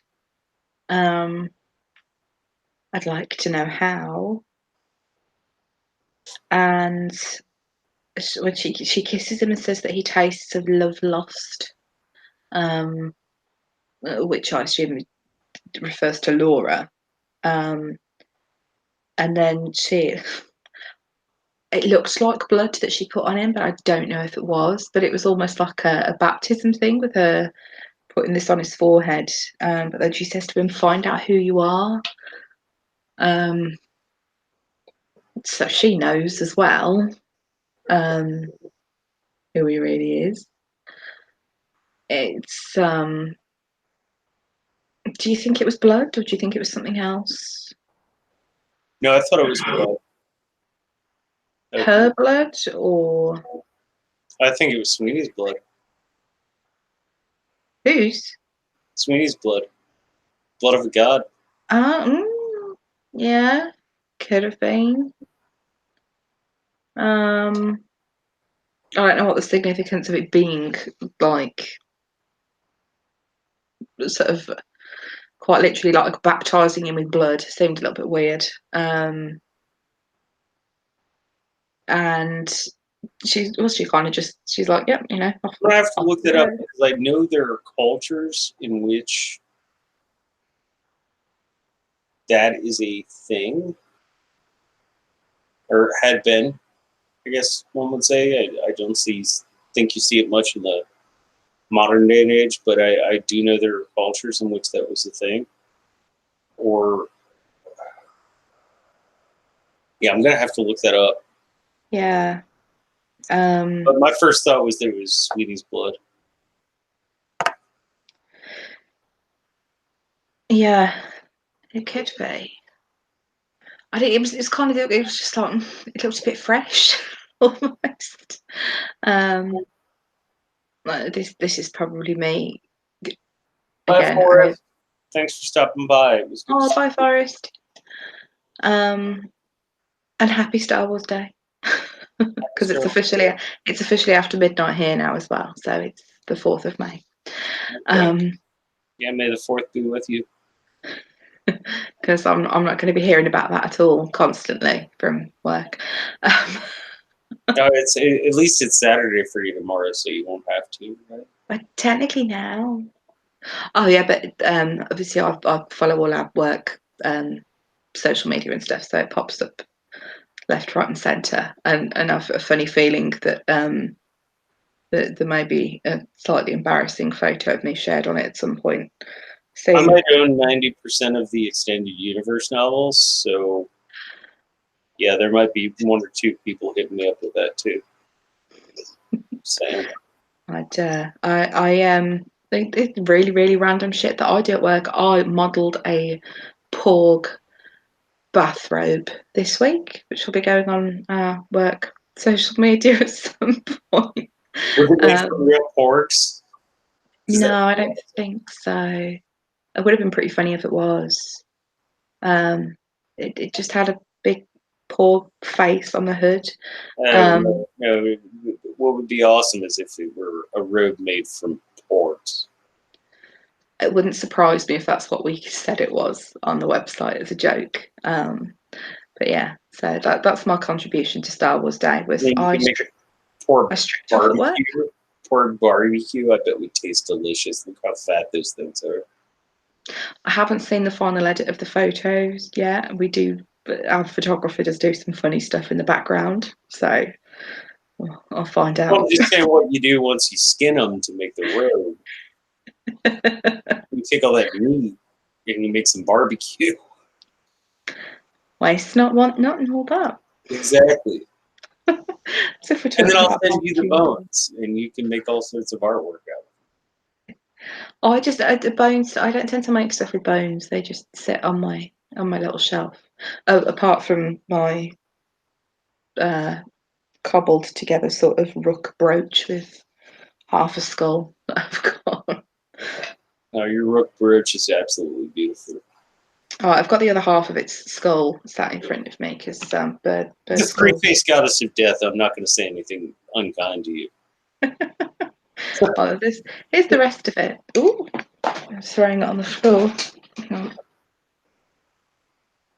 Yeah, that's the rest of it. The bird skulls are always in two pieces, so, which is awkward when you're trying to make jewellery out of them, obviously. See, we have the FBI coming up. Yeah, and Shadow's trying to leave, and he just still stops him. The vine comes along and drags him back in, and he manages to grab an axe as it's pulling him along. And he essentially ends up inside the tree. And we're getting more of these visions that he had in the dream, mixed in with quotes from Wednesday, things that his mum said to him. And it's like he's making all these connections in his head now. And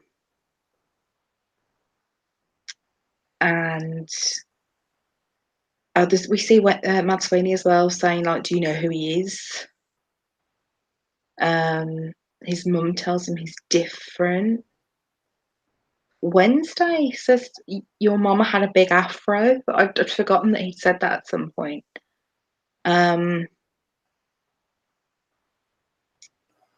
And this the thing, Wednesday's a quote from Wednesday. I think this was the very first episode. He says, "I offer you the worm from my beak, and you look at me like I fucked your mom." And it's kind of showing these little things that Wednesday's been saying all along. That Shadow's just it's got completely over his head every time. Right.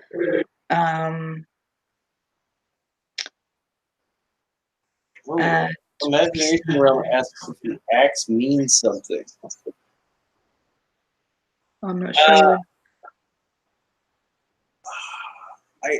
I think on a figurative level it does. There's nothing from Norse mythology about an axe cutting Yggdrasil down, but I do think that there's a point to it being there.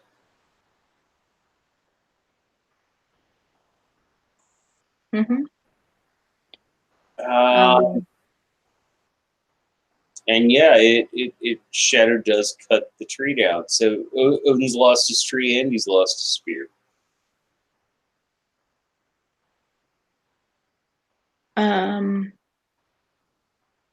Is it lost though?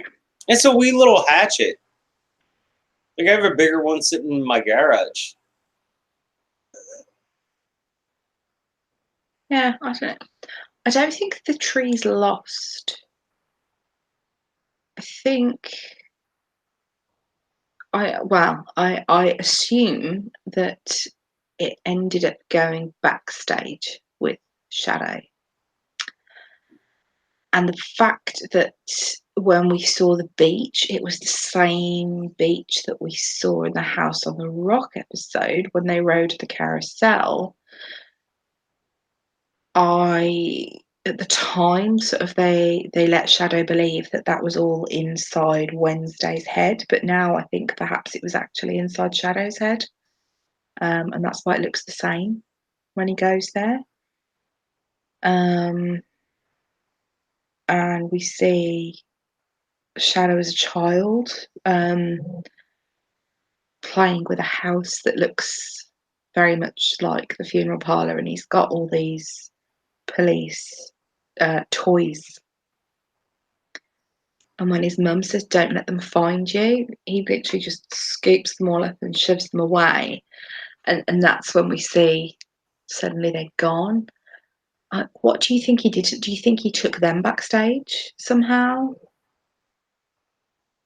Like, what do you think he actually did to them? How did they disappear?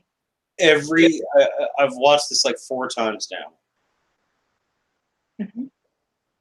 And since this is not in the book, I'm just as in the dark as anybody else. And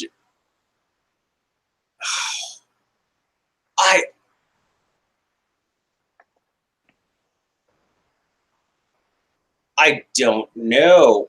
Like I have a different theory every time, and none of them really make sense. Like I had that backstage theory, but then I thought about it, and I'm like,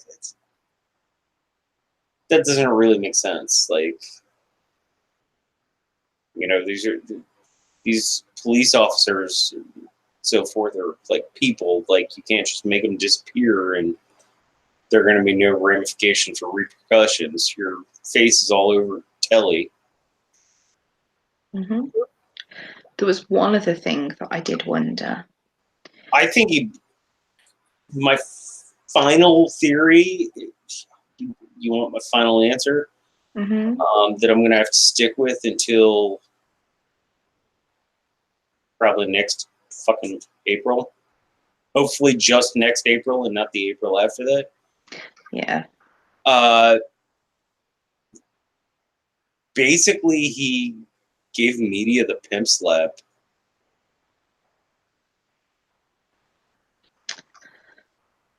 I think Behind the scenes.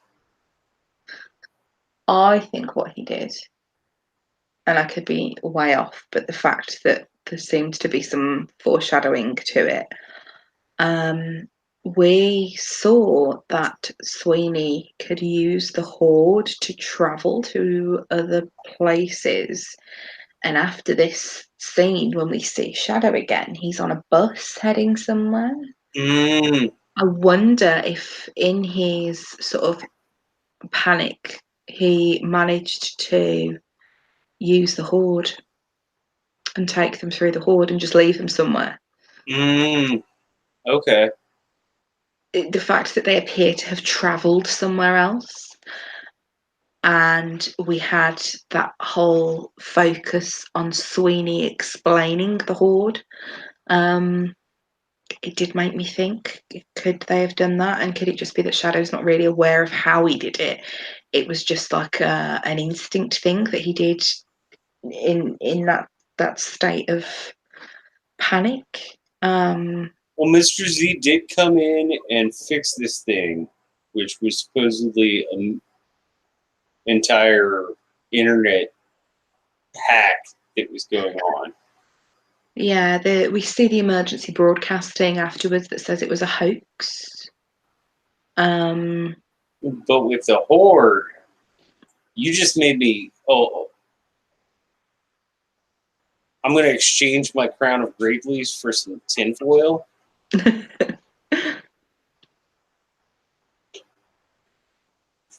Do you think he maybe just intentionally or not put media in the horde?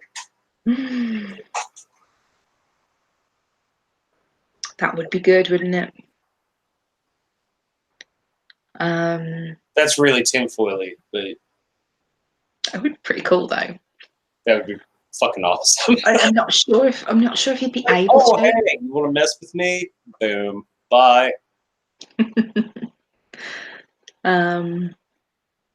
Yeah, I kind of wanted to see her get told off by Mr. World. I did and I didn't because she came back like new media came back and like when you first saw her you were like everybody's like oh she's just this like social like for me like media is the most terrifying new or old god.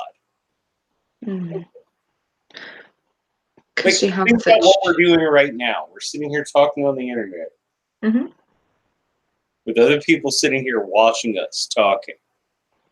Yeah. Like we could be hypothetically one of those newscasters, and oh my god, that scene was just terrifying to me. Absolutely terrifying to me.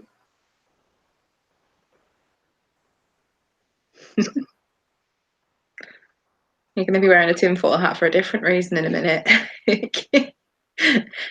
Keep out the spies. Yeah, it's I like that they've kind of had a bit of a they've shown what she can really do and how quickly she can do it. And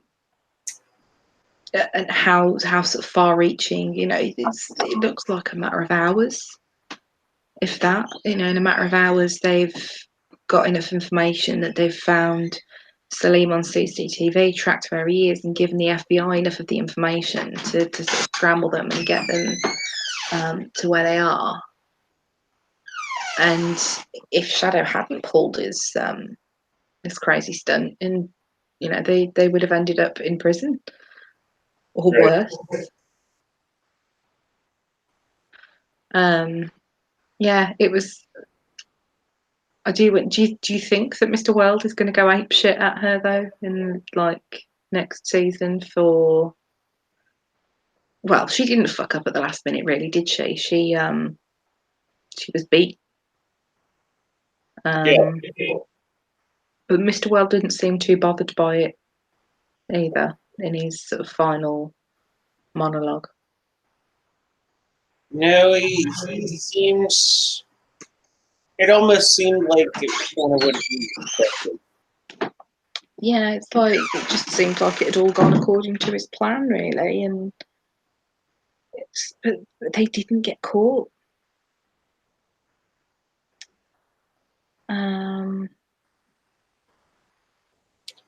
And it seems that that's not what um, the kind of that's not what the end game was going to be. They didn't.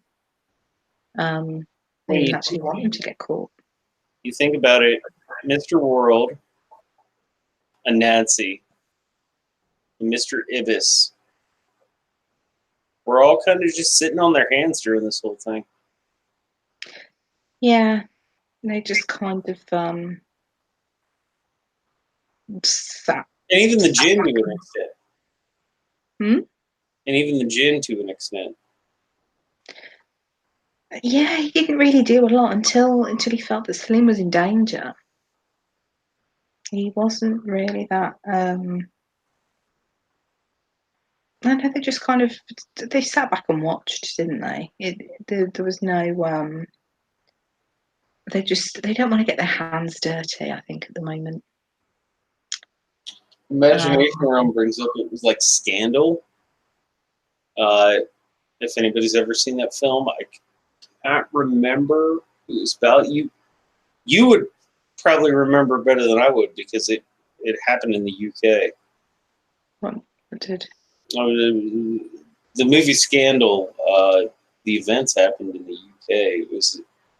I've not seen the movie, so I don't know what Someone particular. from Parliament. This was back in the 1960s. Someone from Parliament. There was this huge sex scandal. Probably happened more than once. With a couple of prostitutes. It rings a bell. And it had to do, it was huge in the media.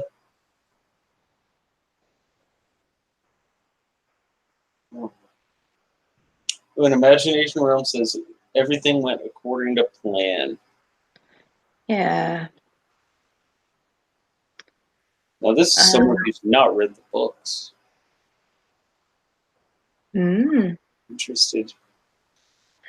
I'm interested to know your thoughts. Speaking of which, we should probably move into that. Well, one other thing to mention is that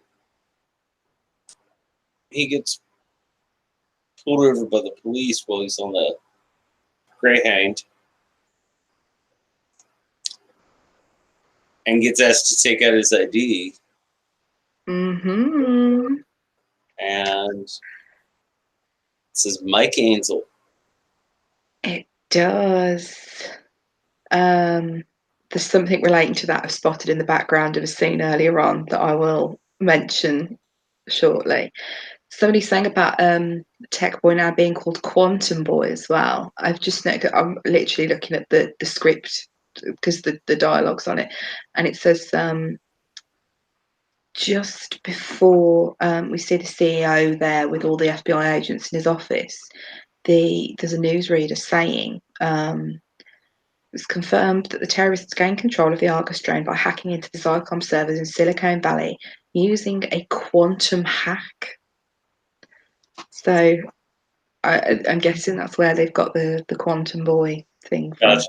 That makes sense. It's literally something I've just gone, oh, okay.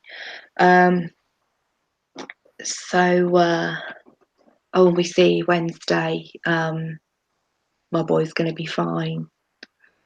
Mirroring, he's sat there having a drink, mirroring Mr. World, who's kind of having a drink. They're both having celebratory drinks by the look of it.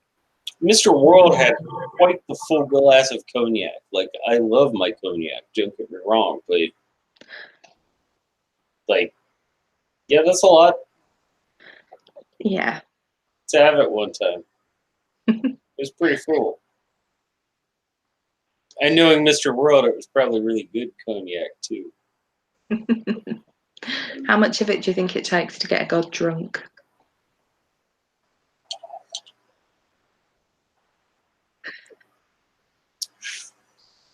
Who knows? And what if it was ambrosia? Wrong colour. No, not that ambrosia. Oh, the actual mythological stuff. Could be. We didn't really see Wednesday much in this, but it reminded me of last episode when we did see him. He's just sat there enjoying his dinner while all this shit's going on around him. He's just sitting there like he was doing during Sweeney and Shadow's fight last week. But I noticed, and I can't remember which bit it was, there was a point, I think it's where we see Shadow inside Idrisil, that did you notice that Wednesday's eye was getting brighter, like he was getting more powerful? Ooh. It's something I've noticed they've done a few times, is that at times the eye looks very flat and milky, like an obvious contact lens, or like it's actually blind.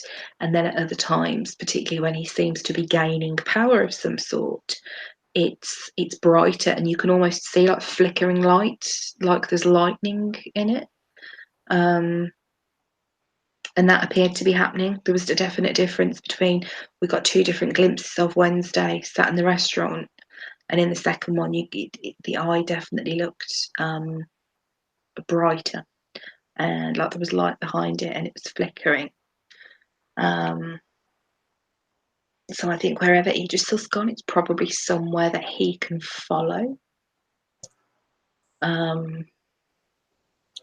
Particularly with where I think we're going to be going with season 3. Oh, yeah. I know exactly where we're going with. And we can't really discuss that final scene with the ID without some spoilers. So, shall we put in the spoiler warning now? Put in the spoiler warning. I'm going to step up for just a moment. And for all of you out there, be aware that spoilers are ahead. Mm-hmm. Big ones.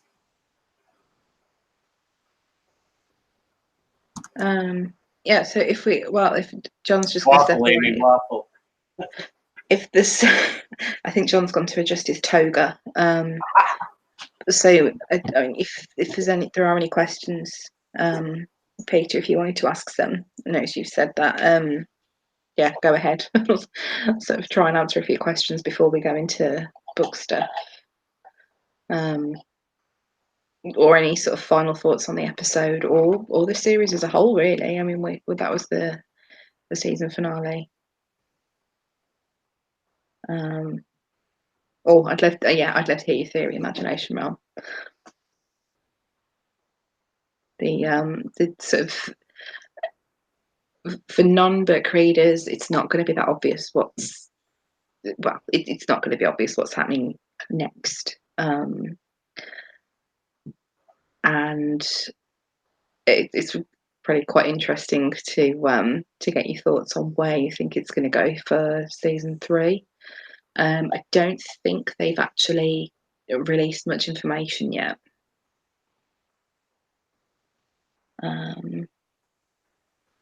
Lakeside, I read Lakeside is where the majority of the book is in. Yeah, but I wouldn't say it's the majority of the book as such, but it's quite a big chunk of the book. It's quite a lengthy part, sort of in the middle, and then we kind of leave there for a time and then go back again.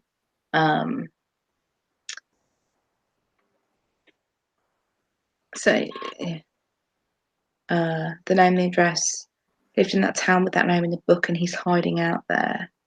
Yeah, he's trying to be off grid a little bit so that the new gods can't track him. I hope that's not really a spoiler as such, but yeah, you're on the right track with that.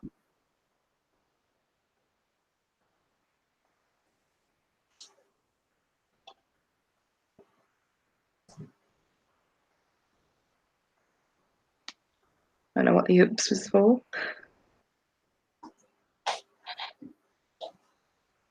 Was there a bit more to the theory, or is that it? Just that he's hiding out? I'm not entirely sure. Meet a new character right when he lands there. More than one character. There are a couple there. Some of the people we know already pop up there.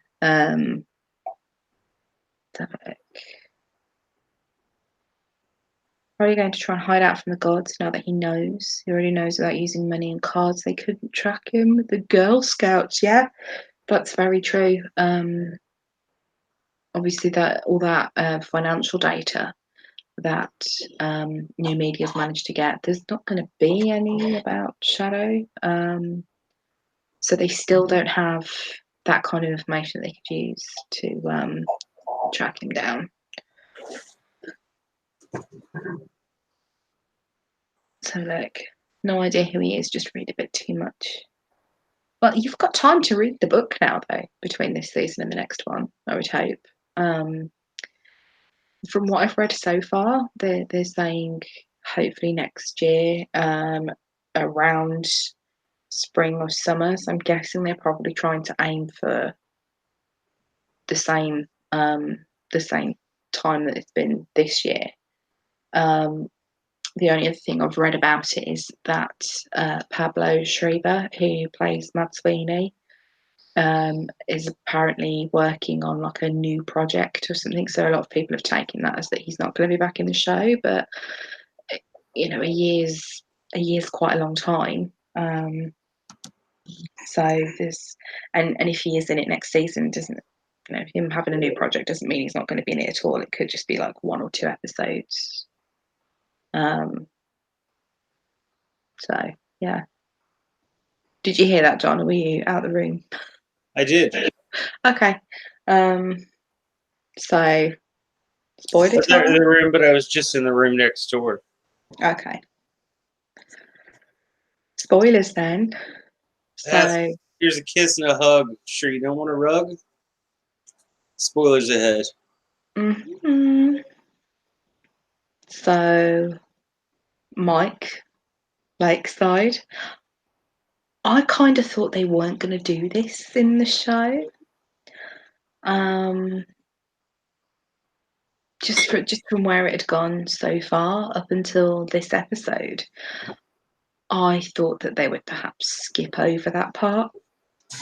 The whole lakeside thing? Yeah.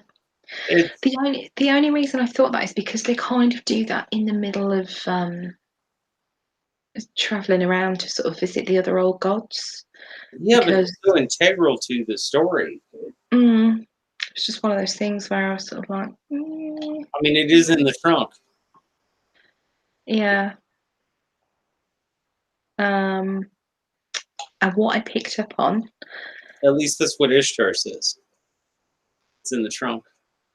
Yes.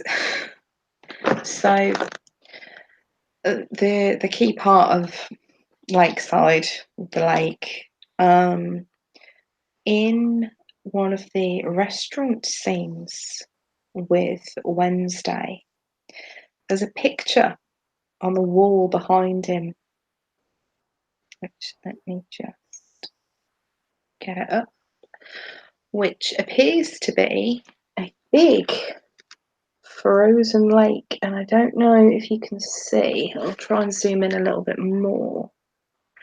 But there's this little red thing in the middle there that looks very much like a car. Oh, it might be a car. Car sat in the middle of a frozen lake. Why would you put a car in the middle of a frozen lake? Wow. Exactly. And it took until my second watch for me to pick up on that, and that's a very very significant thing in the books and in this particular section. Well, anything you bet on is pretty significant. Well, yeah, but it's. I really liked that tiny little Easter egg was there, because when in that scene you see the picture in the background and Wednesday is blurred, and then it switches to it, but he's sort of off to the side. Come on, put your butt down. Yeah, it was the way they focused on that, and then they moved the focus and put that blurred, and then Wednesday back into focus. It made it so prominent. Yes. So I had to have a close look. It was very well done. Peter Griffin brings up, all right, so Mad Sweeney's real identity is Lil, the god king of the sun. They're kind of the same deity. Yeah. It depends on who's telling the story.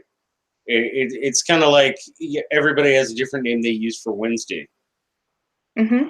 Like some call him Odin, some call him Wotan, some call him Grimnir, some call him Allfather. Yeah, Lug and Mad Sweeney are the same deity. It just depends on what part of Ireland's, and to an extent Scotland, you're talking about. And Wales even, I think. Wow. Toby's just chafing today. His grandson is not.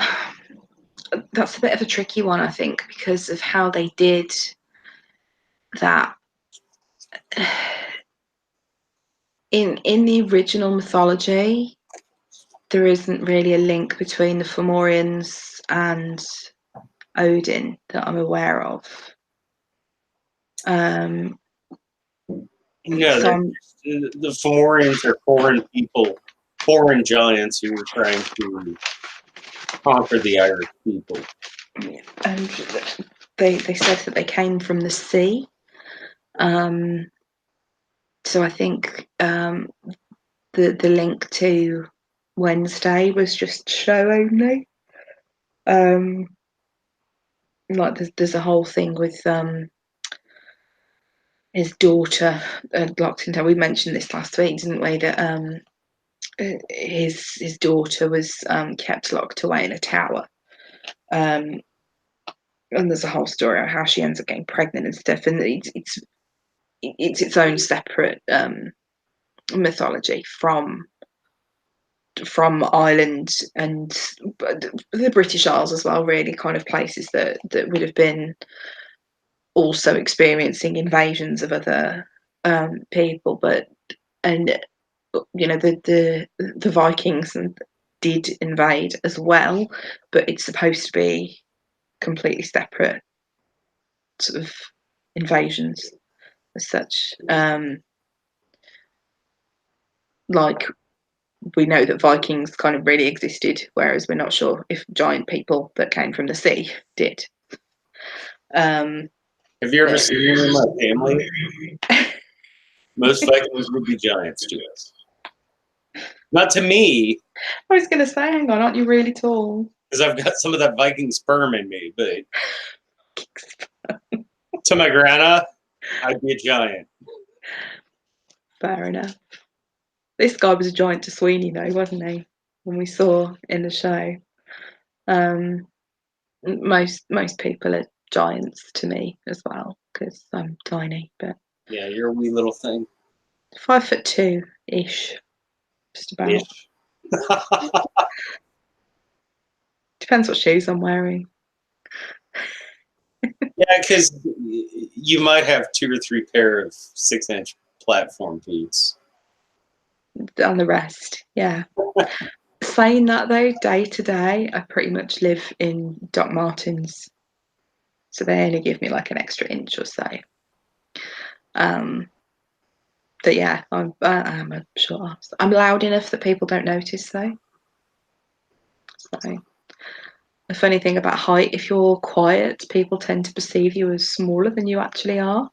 And if you're loud, people tend to perceive you as taller than you actually are.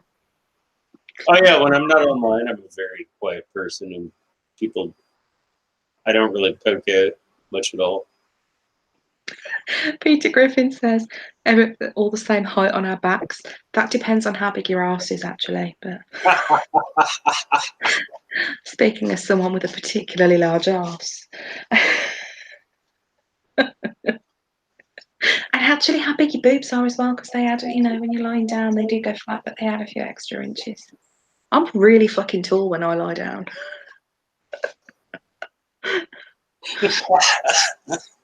That's where having extra lumps and bumps come in handy. Tip my crown to you.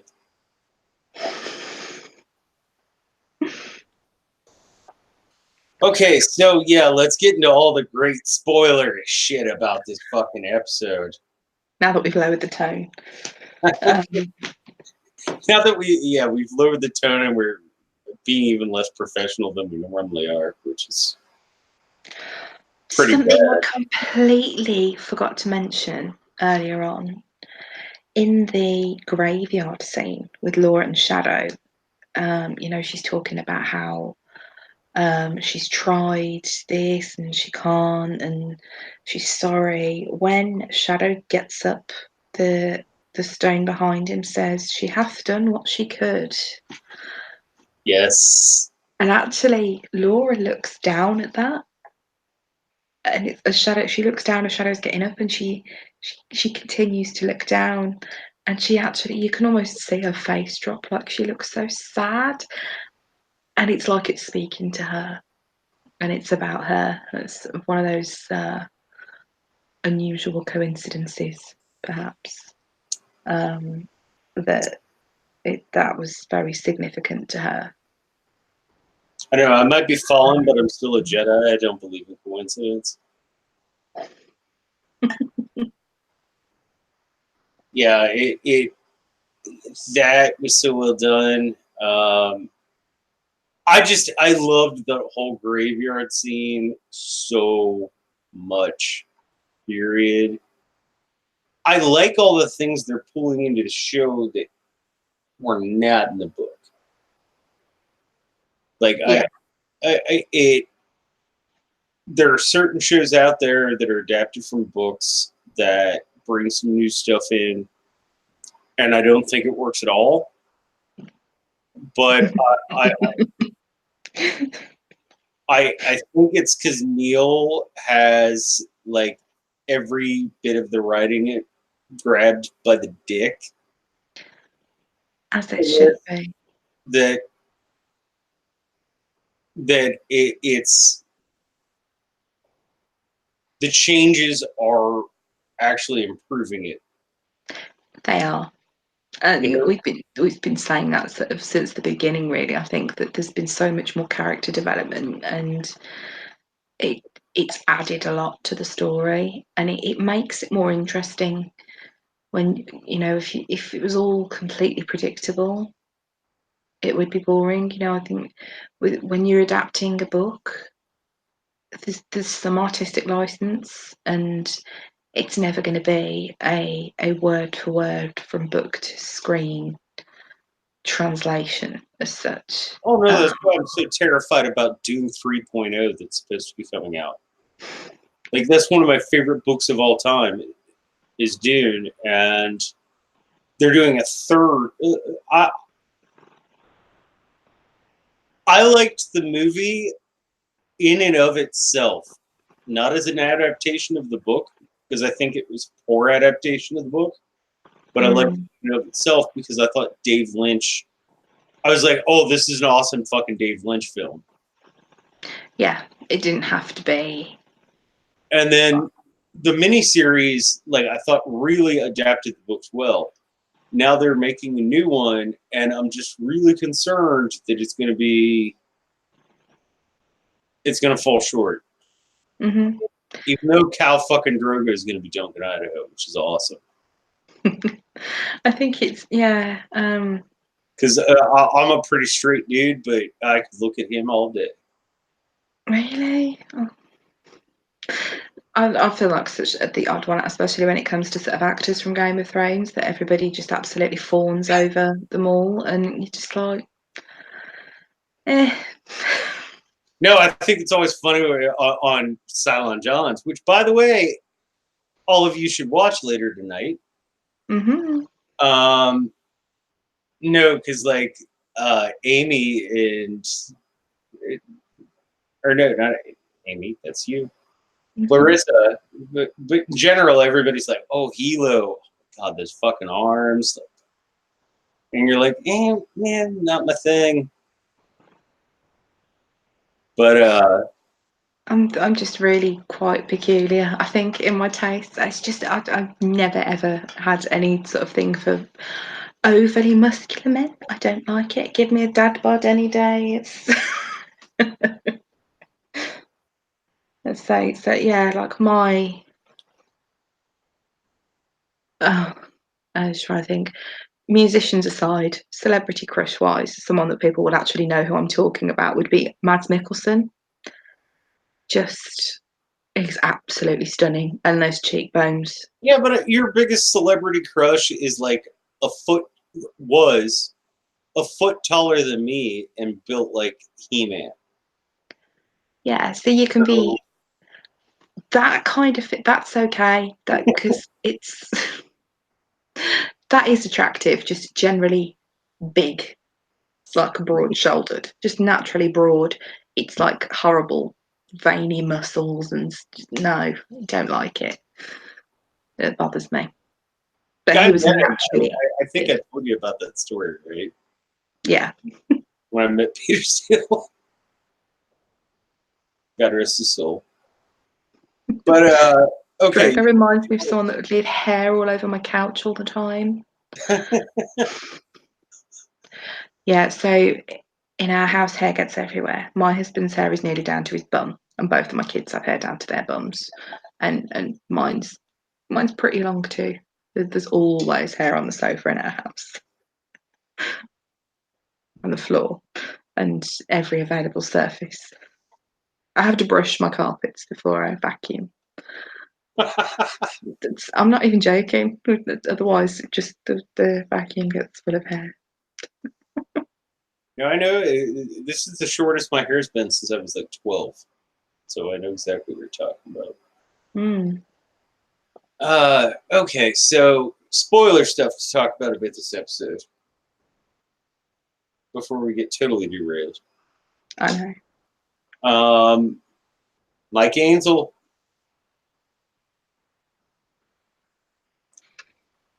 Now, that's done so much differently in the books. In the book, because in the book, Vatan gives him his ID and says, "Hey, here's who you're going to be now. You're going to Lakeside. It's going to be your thing." And Mm-hmm. here, at least as far as we can tell, it just magically appeared in his wallet. I did wonder if it could have been put there by one of the other gods at some point, because there's no point during the episode that we've seen Shadow get his wallet out. It could have been in the house. Bilquist was lurking around up there. We don't know what Wednesday was doing. The fact that Shadow had slept outside all night, he could easily have left his wallet indoors. Or did he do it himself without realizing? Again, in this moment of Right, and that's what I'm asking. Was pressure and adrenaline, that he's done something without realizing that it's him that's done it, and it's his power. right? Such. You have the authorities there, and he's like, "Oh, hey, I can't be in this situation." Boom! Hey, I'm Mike Ansel. Mm-hmm. Yeah, because in the book, obviously, it's Wednesday that sends him there. Oh, excuse me. Yeah, to keep him off the new god's radar. It's kind of to keep him safe as such. And Wednesday knows exactly where he is. He comes to see him. Some of the other characters pop up there as well, um, intermittently, and then we've got sort of our more key characters there. Sam Blackcrow comes in. We see her there as well. Is that where we meet her the first time? Well, yeah, her sister's his next door neighbor. Yeah. Hey,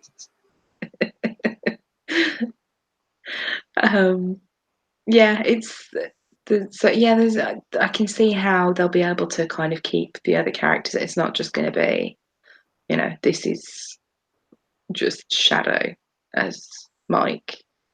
right. Well, so much of the story figures into. I mean, it's book 3 in the book, but Well, it's part basically the 3. second half of the book. Yeah. You know, and you really wonder. Peter Griffin, Sam Blackcrow's sister. is ends up being Shatter's neighbor, and she has a little boy.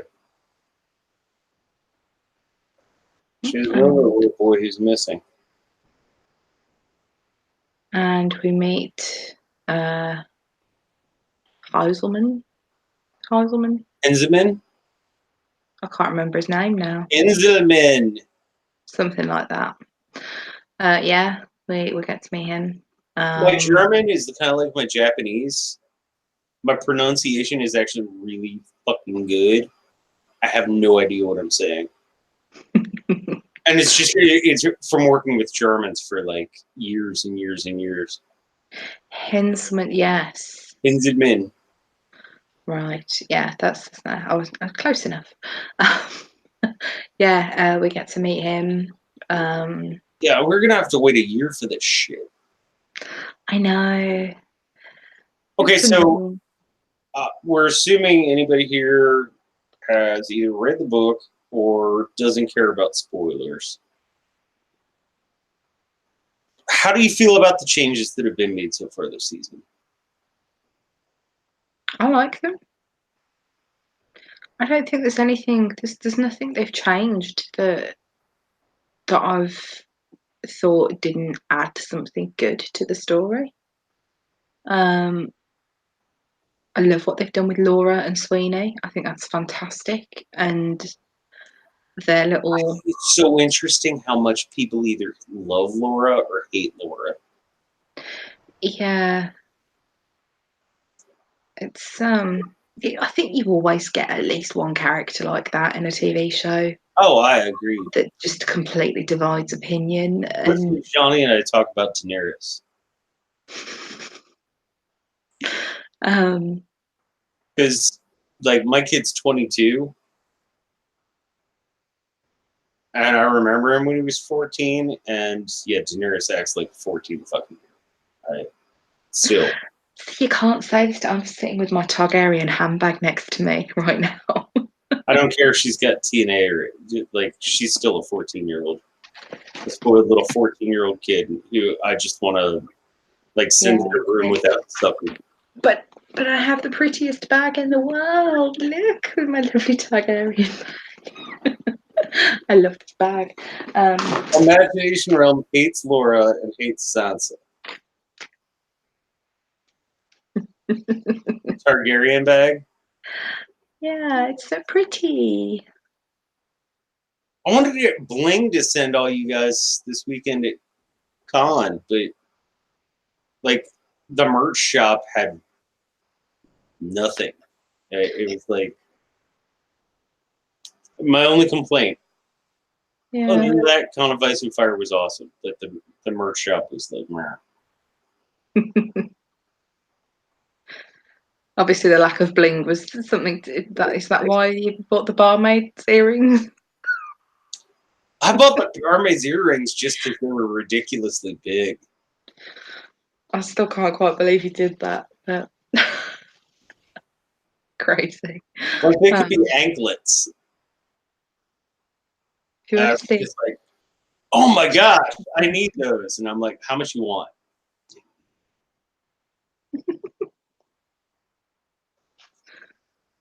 Crazy. Game of Thrones tobacco pipe.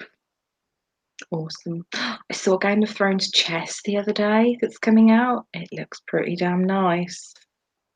Have Hey, to say. you get the like fast lane on all that shit. Yeah. I'm not allowed to talk about everything that I get to see at work, but yeah, the Game of Thrones chess is we've already got it listed on the website, so it's not under embargo or anything. It's very, very pretty. I've not seen one in person yet. I've only seen the pictures, but the pictures look amazing. Not that I actually play chess. I haven't played it for fucking years and can't remember how to. But it looks like it would be a very nice collector piece just for the figurines. Just wretched at it. You want to play poker? Oh my god, I'll walk out of the room with all your money and all your clothes. But money and clothes, isn't it supposed to be one or the other, not both? Well, once you run out of money, you got to put something up. Fair enough. Yeah, I'm not really that great at card games either. I am fucking amazing at Anyone in the chat want to play strip poker? the Boggle is my thing. I'm fucking amazing at Boggle. Word games I'm far better at. Never been that great at Scrabble. I'm an average Scrabble player, but Boggle, I'm fucking amazing. And categories, I'm pretty good at those. Oh, total side note, Peter Griffin. I don't know. I'm a slow player. I usually bore poker players to death, and they go all in. No, Peter, you're exactly the type of person I love to fleece.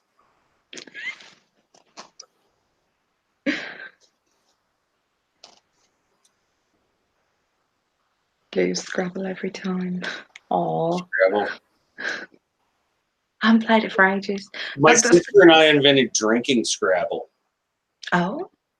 Which is ridiculous. Like Did it can get really fucking ridiculous. Like the number of shots for how many points you get for something. Oh, okay. So if you use uh, if you use a television edited word, then everyone else has to take a drink. For double point score, everybody has to take 2 shots. Triple point score, everybody has to take 3 shots. And if you can pull off using a Q or an X on triple point score, everyone has to finish their drink and take a shot. Yeah, it's insane. So, like, can you actually still read and see the board by the end of the game? Yeah. Nothing to do with the words. It's whoever's still conscious when you finish that wins. Yeah. Point is, it's not just me; it's my entire family. That we're just. I mean, I am Bacchus, but they're all Bacchianos. Oxyphenbutazone across 3 triple word score squares. Nice. Not entirely sure what said chemical is. I imagine whatever it is, it's quite flammable. Yeah, that looks like something that would be quite flammable. It's been many years since my A-level chemistry, so. Oxyphenbutazone. So that would mean it has. Yeah, that's going to be flammable as fuck. Oh my gosh.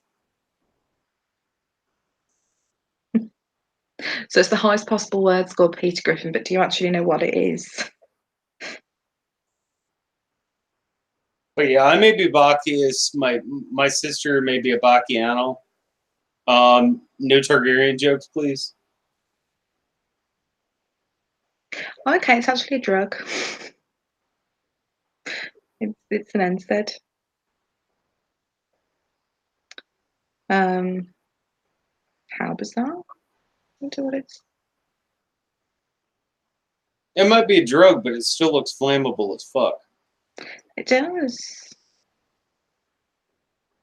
I mean, I haven't taken chemistry since 11th grade, which was just a couple years ago.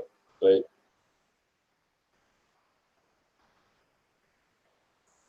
Yeah, I don't think it's in use anymore as a drug.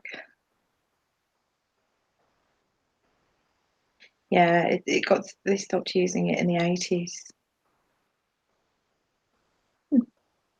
I used to be a pharmacy technician as well, just if in case anybody was wondering why I'm like, oh, it's a drug. It genuinely intrigues me. So, yeah. So I can tell you loads of stuff about drugs as long as they're legal ones. If you want to know about illegal ones, you might have to ask someone else. who's on this? Wink, wink.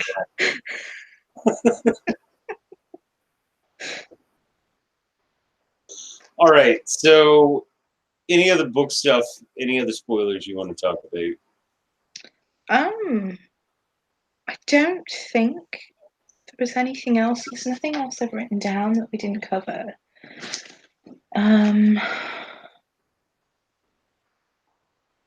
Oh, there was the rooms. We mentioned the rooms quite early on. The Valmut. There were a couple of other rooms. But yeah, I again, want to watch it one more time and like write down the runes and look them up because I think that's another Easter egg, so to speak. okay. But yeah, I am Odin. And then what was the other way? The other one that you caught? My son. Well, especially given that scene at the end. Oh, my boy's gonna be just fine.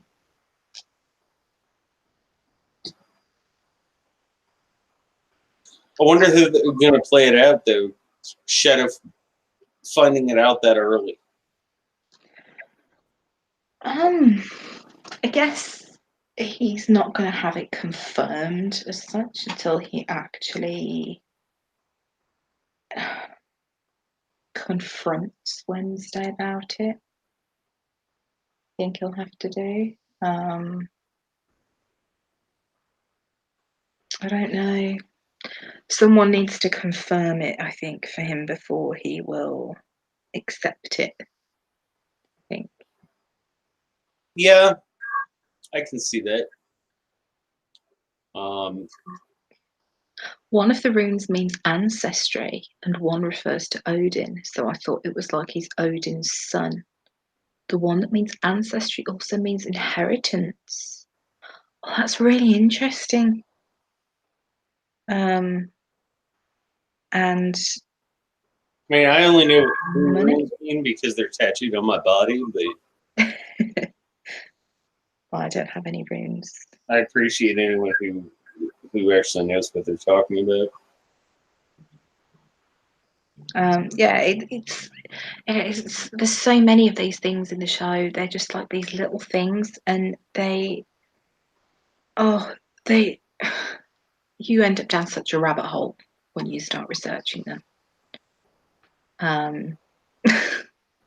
Oh, she wants something, doesn't she? Apparently we're supposed to go for a chariot ride. I'm sure if you actually had a chariot, she would totally have a go at pulling it as well. No, she'd be like, She'd be like, swap places. I'm the important one. You can drag me around.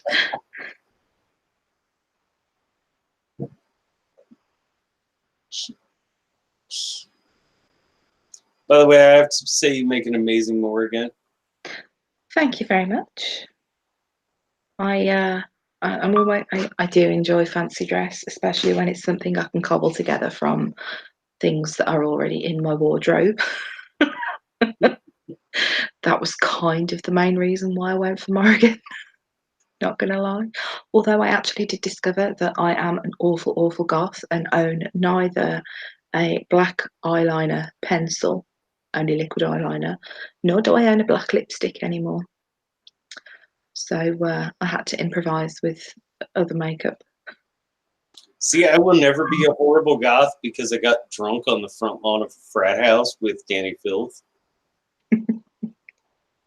So I could listen to the Jonas Brothers for the rest of my life, and I would still have more goth points than anybody. See, I think I lose goth points for not owning a kohl pencil and a black lipstick, but I think I gain goth points for the fact that I could still improvise and come up with a good thing just with black eyeshadow. I think you worked it out rather well. I'm quite nifty with makeup when I actually put the effort in, so not quite the level of makeup I'd wear to work. Shade, please get help. She won't leave you alone. No, she won't. Now she's fucking with the computer. Have you got catnip in your headdress? Apparently. They're grape leaves and baby's breath. It's very pretty. And it's an ivy, it looks like. I'm sorry. The leaves, looks like there's an ivy leaf in there as well. Yeah, there's some ivy leaves too. Cool. Oh, and part of a Brad's veil. Awesome. A friend of mine made this for me. I'd say it's pretty appropriate. So this isn't the first time you've dressed up as Bacchus then, I'm going to say. I'm not dressed up. This is me behind the veil. Okay, fair enough. This is the real John St. Baptiste. He's got his tits and wine. More wine than tits, probably. But yeah, I wouldn't mind being a goddess of dead shit. I collect enough of it, so.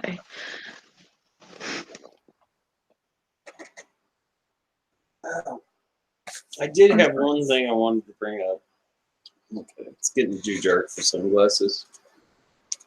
I know for you it's late. It's, We've got another show to be on in an hour. yeah.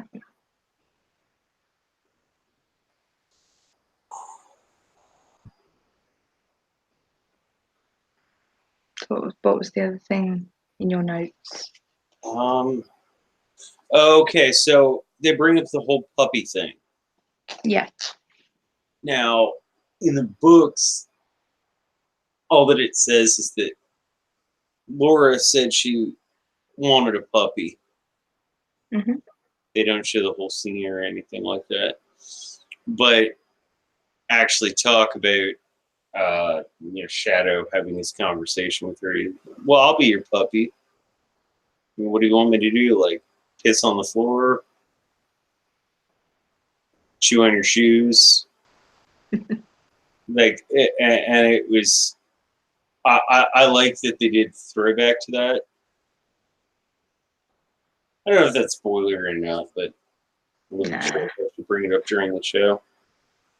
And then freaking Mike Ainsel. Like, oh my gosh, when they pulled him over and he got out his ID and it said Mike Ainsel, I was just like, oh my gosh. I actually did gasp because Ben was doing something. He wasn't watching it. But he was in the room with me, and when he called him Mr. Ainsel, and then you saw it, and I was like, and Ben's like, fuck, what's going on? I'm terrible at doing stuff like that. And suddenly go, oh my gosh. Yeah, there's a reason I watched Game of Thrones without him first. I annoyed the fuck out of him otherwise.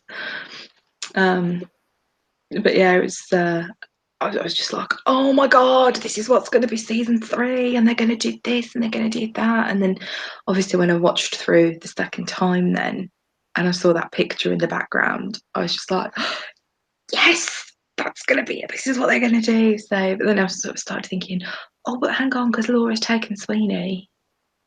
What are they going to do? Yeah, we didn't talk about that earlier. What's she gonna do with that fucking leprechaun corpse?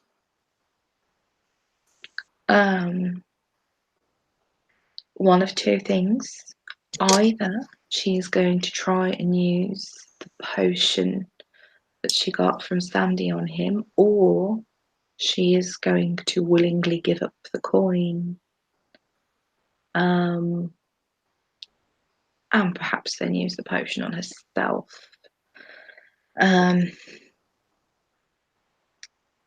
I genuinely can't see any other reason why they would have had her carrying him off if they're not going to somehow continue the story, because if all she's going to do is carry him off and bury him somewhere, you know,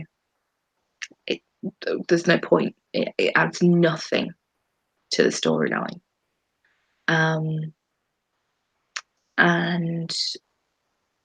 you know, it might not be permanent. It could be something that she ends up doing and learning how to use the Horde, perhaps retrieving something from there at a later date. I still like the tinfoil theory a lot. What? About media and the Horde. Oh, yeah. It's possible. One would think that her reach was enough that she'd be able to escape. No, well, if you can take Grimnir's spear, you can. That is very true. But yeah, I think I don't think we've seen the last of Sweeney. And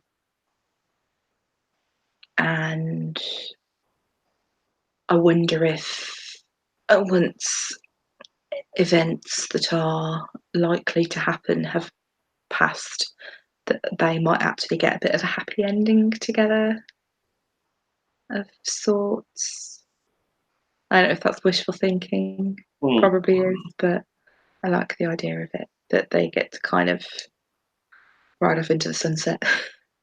Not walk off into the sunset like Laura did. It's so funny though when you see her walking and his legs are nearly touching the floor. Like, just his legs are nearly the same height as she is. It'd be like you carrying me. And then some. How tall is Sweeney supposed to be though? 6'7". Mm. It's taller than your husband. Yeah, and she's tiny. Like, I'm a wee bit shorter than your husband, and yeah, he's taller than your husband. So, but a few inches taller. Yeah, it was comical, I think, and it's good because a lot of some of the comic relief in this has come from the banter between those two. So it was quite nice that they just had this little comedy moment between them. agreed. Speaking of banter between two people, I would, before we get off air, like to go a little more into Ibis and Anansi's chess game. Oh, there's some symbolism there. Just so much is given away there. For somebody who Imagination Realm, I know you've not read the books, so we always say spoilers ahoy, which we did like 20 minutes ago before we started talking about hairstyles and clothing. But big spoilers here. Yeah, Ibis and Anansi totally know what's going on. They do. They're not on Wednesday's side because they know that Wednesday is trying to fuck everybody over. And they're just sitting there playing chess. Just letting it go on. I do love that the Djinn walks in the room. I like I said, I love it. Like, you know, chess comes from the Mesopotamian culture. And I love that the Djinn just walks in the room, looks at the board, and he's like, check, motherfucker. I thought it was just beautiful. But yeah. Ibis and Nancy, like, they know what's going on. And also, I think that they know who Shadow is. I definitely think they know who Shadow is. And they're just like, let the boy come into himself. How much do you think they know of what's going on, though? Like, do they know anything about the new gods? Well, if you remember correctly, in the book, Ibis never gets involved in the war. No. He sits the whole thing out, does his whole thing. He's like, "Oh, I'll help people out, but I'm not getting involved in this." Mm. And Anansi, yeah, he's the smartest motherfucker on this television show. Yeah. I mean, he's as smart as Odin thinks he is.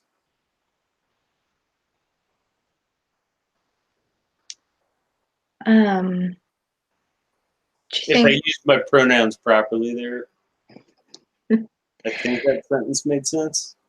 Do you think they knew that Shadow was listening?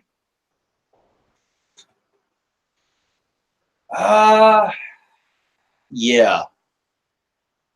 I didn't on the first watch, but after that I did. Mm. It's is it like Shadow's ignorance gives him bliss? Shadow's ignorance gives them power. Them. The fact that he says them made me think like, who's he referring to there? Like, which them does he mean?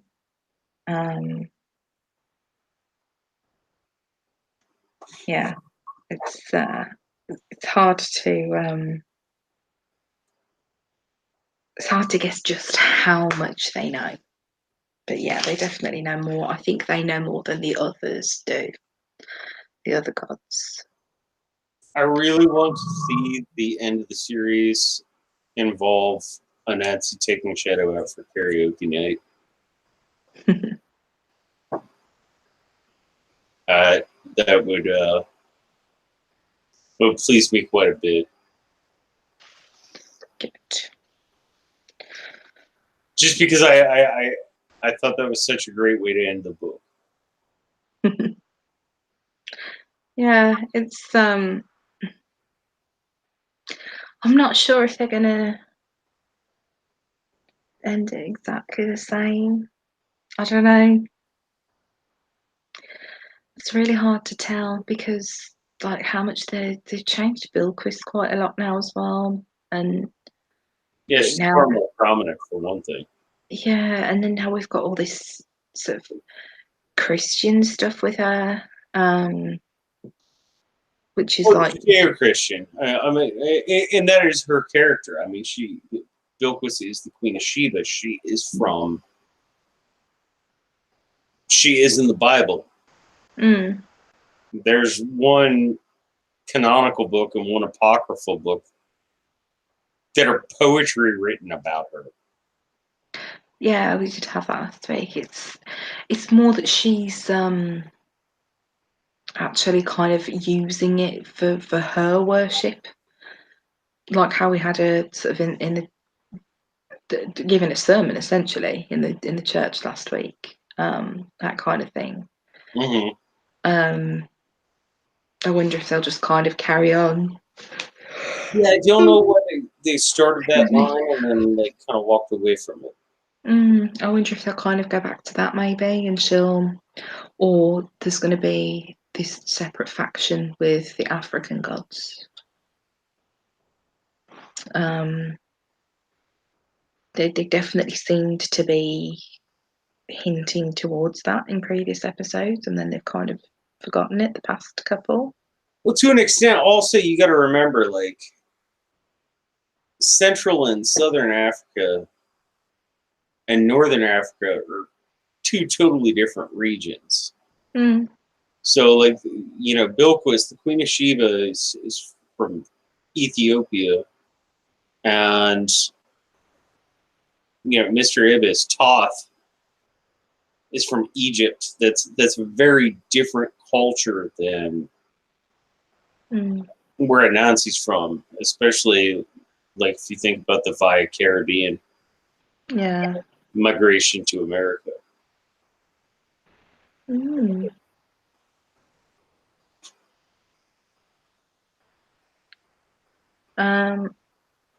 So, any final thoughts, I suppose, on the Final season? thoughts.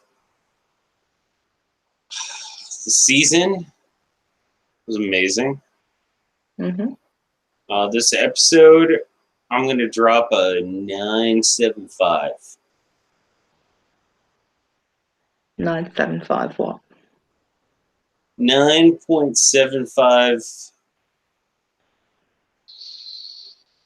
questionably dead leprechauns.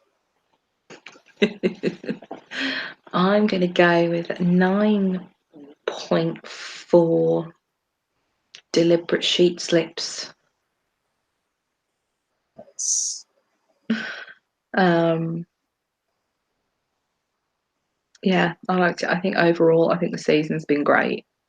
I don't think there's been a bad episode all season. No, I don't think there has. And I don't think there was a bad episode the first season. No, I think it's something that they get from because they're only doing 8 episodes. There is no filler. By the way, we do have another thing coming up. We do? Yes. Something else involving Neil Gaiman. At least you had allegedly committed to that, but you might have been drinking wine that night, so it's this.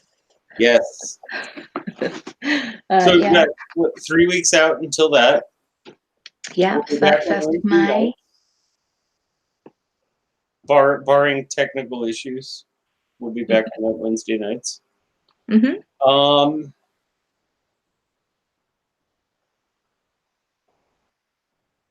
Do you have a copy of any of Neil Gaiman's short story collections? No, I do not.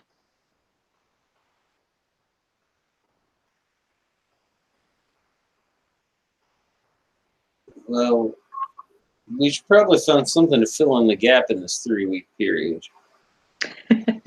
I'm reading Good Omens, amongst various other things. Is this your first read through of Good Omens? Yeah. Oh, delicious! That's great. I've read a lot of Terry Pratchett, but yeah, I know you read it with your kids, right? Yes. Yeah. It's fucking lovely. What are we on at the moment? Sorcery we're reading at the moment. We've not done them all in order, but I think this is about the 6th or 7th book that we're reading with them, which is pretty damn good considering they're only 6 and 8. I think Layla, the older one, gets a bit more out of it, but yeah, we don't like doing boring kiddie books in our house. I think one of the best things we've read to them would be we've done Hitchhiker's Guide to the Galaxy. Only the first book, but yeah, they enjoyed that. Nice. Nice. Douglas Adams is something anybody should read before the 10. Well, there you go. I think Layla actually reread the book to herself as well. And surprisingly, they didn't like the film. They started to watch it and gave up partway through. Really? It's a shame. I think it's a really good film, actually. I like it, but yeah. The same thing I had to say about David Lynch's Dune film. Yeah. I think it's a horrible interpretation of the book. But as a film. But I think as a standalone film, it's enjoyable. Yeah. And please, anybody out there who loves David Lynch, don't think that I hate. I like David Lynch quite a bit. But yeah, as someone who has read the book like 15 times, I think the film representation of the book is awful. Because the first 3/4 of the movie is the first third of the book. Then the end's rushed. And then everything else is rushed, yes. Yeah, it's the worst Not worst as in it's a bad film, but just that it's a terrible adaptation. Book to film for me would be Queen of the Damned. Because Anne Rice is one of my favourite authors, and they just Right. none of the characters are right. But Armand's pretty yummy, isn't he?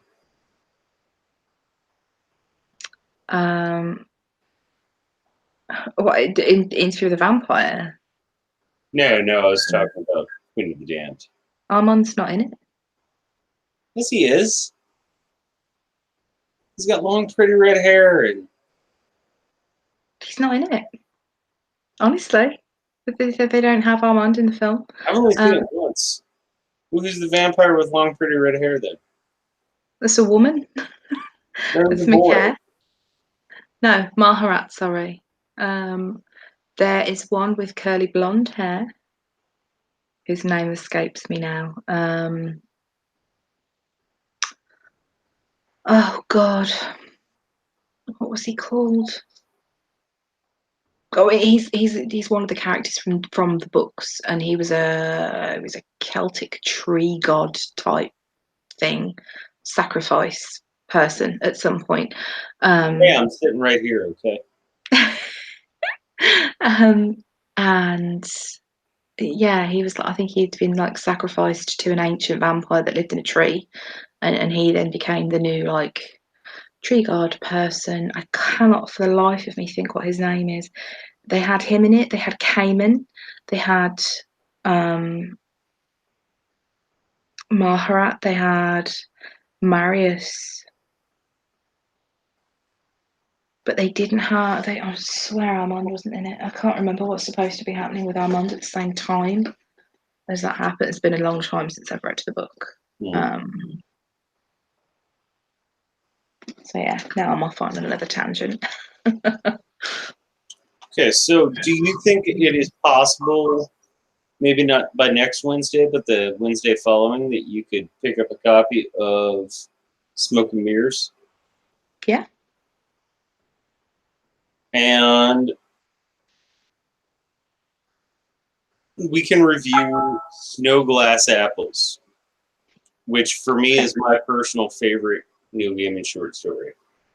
Cool. That entire fucking book's amazing. But sound good? Yeah. All right. So 2 weeks from now, or 10 days, Snow Glass Apples, Wednesday night, Neil Gaiman, and in 3 weeks we will be starting Good Omens, which is going to be awesome. So we will find things to keep you entertained during the next, hopefully, less than a year. But in the meantime, believe.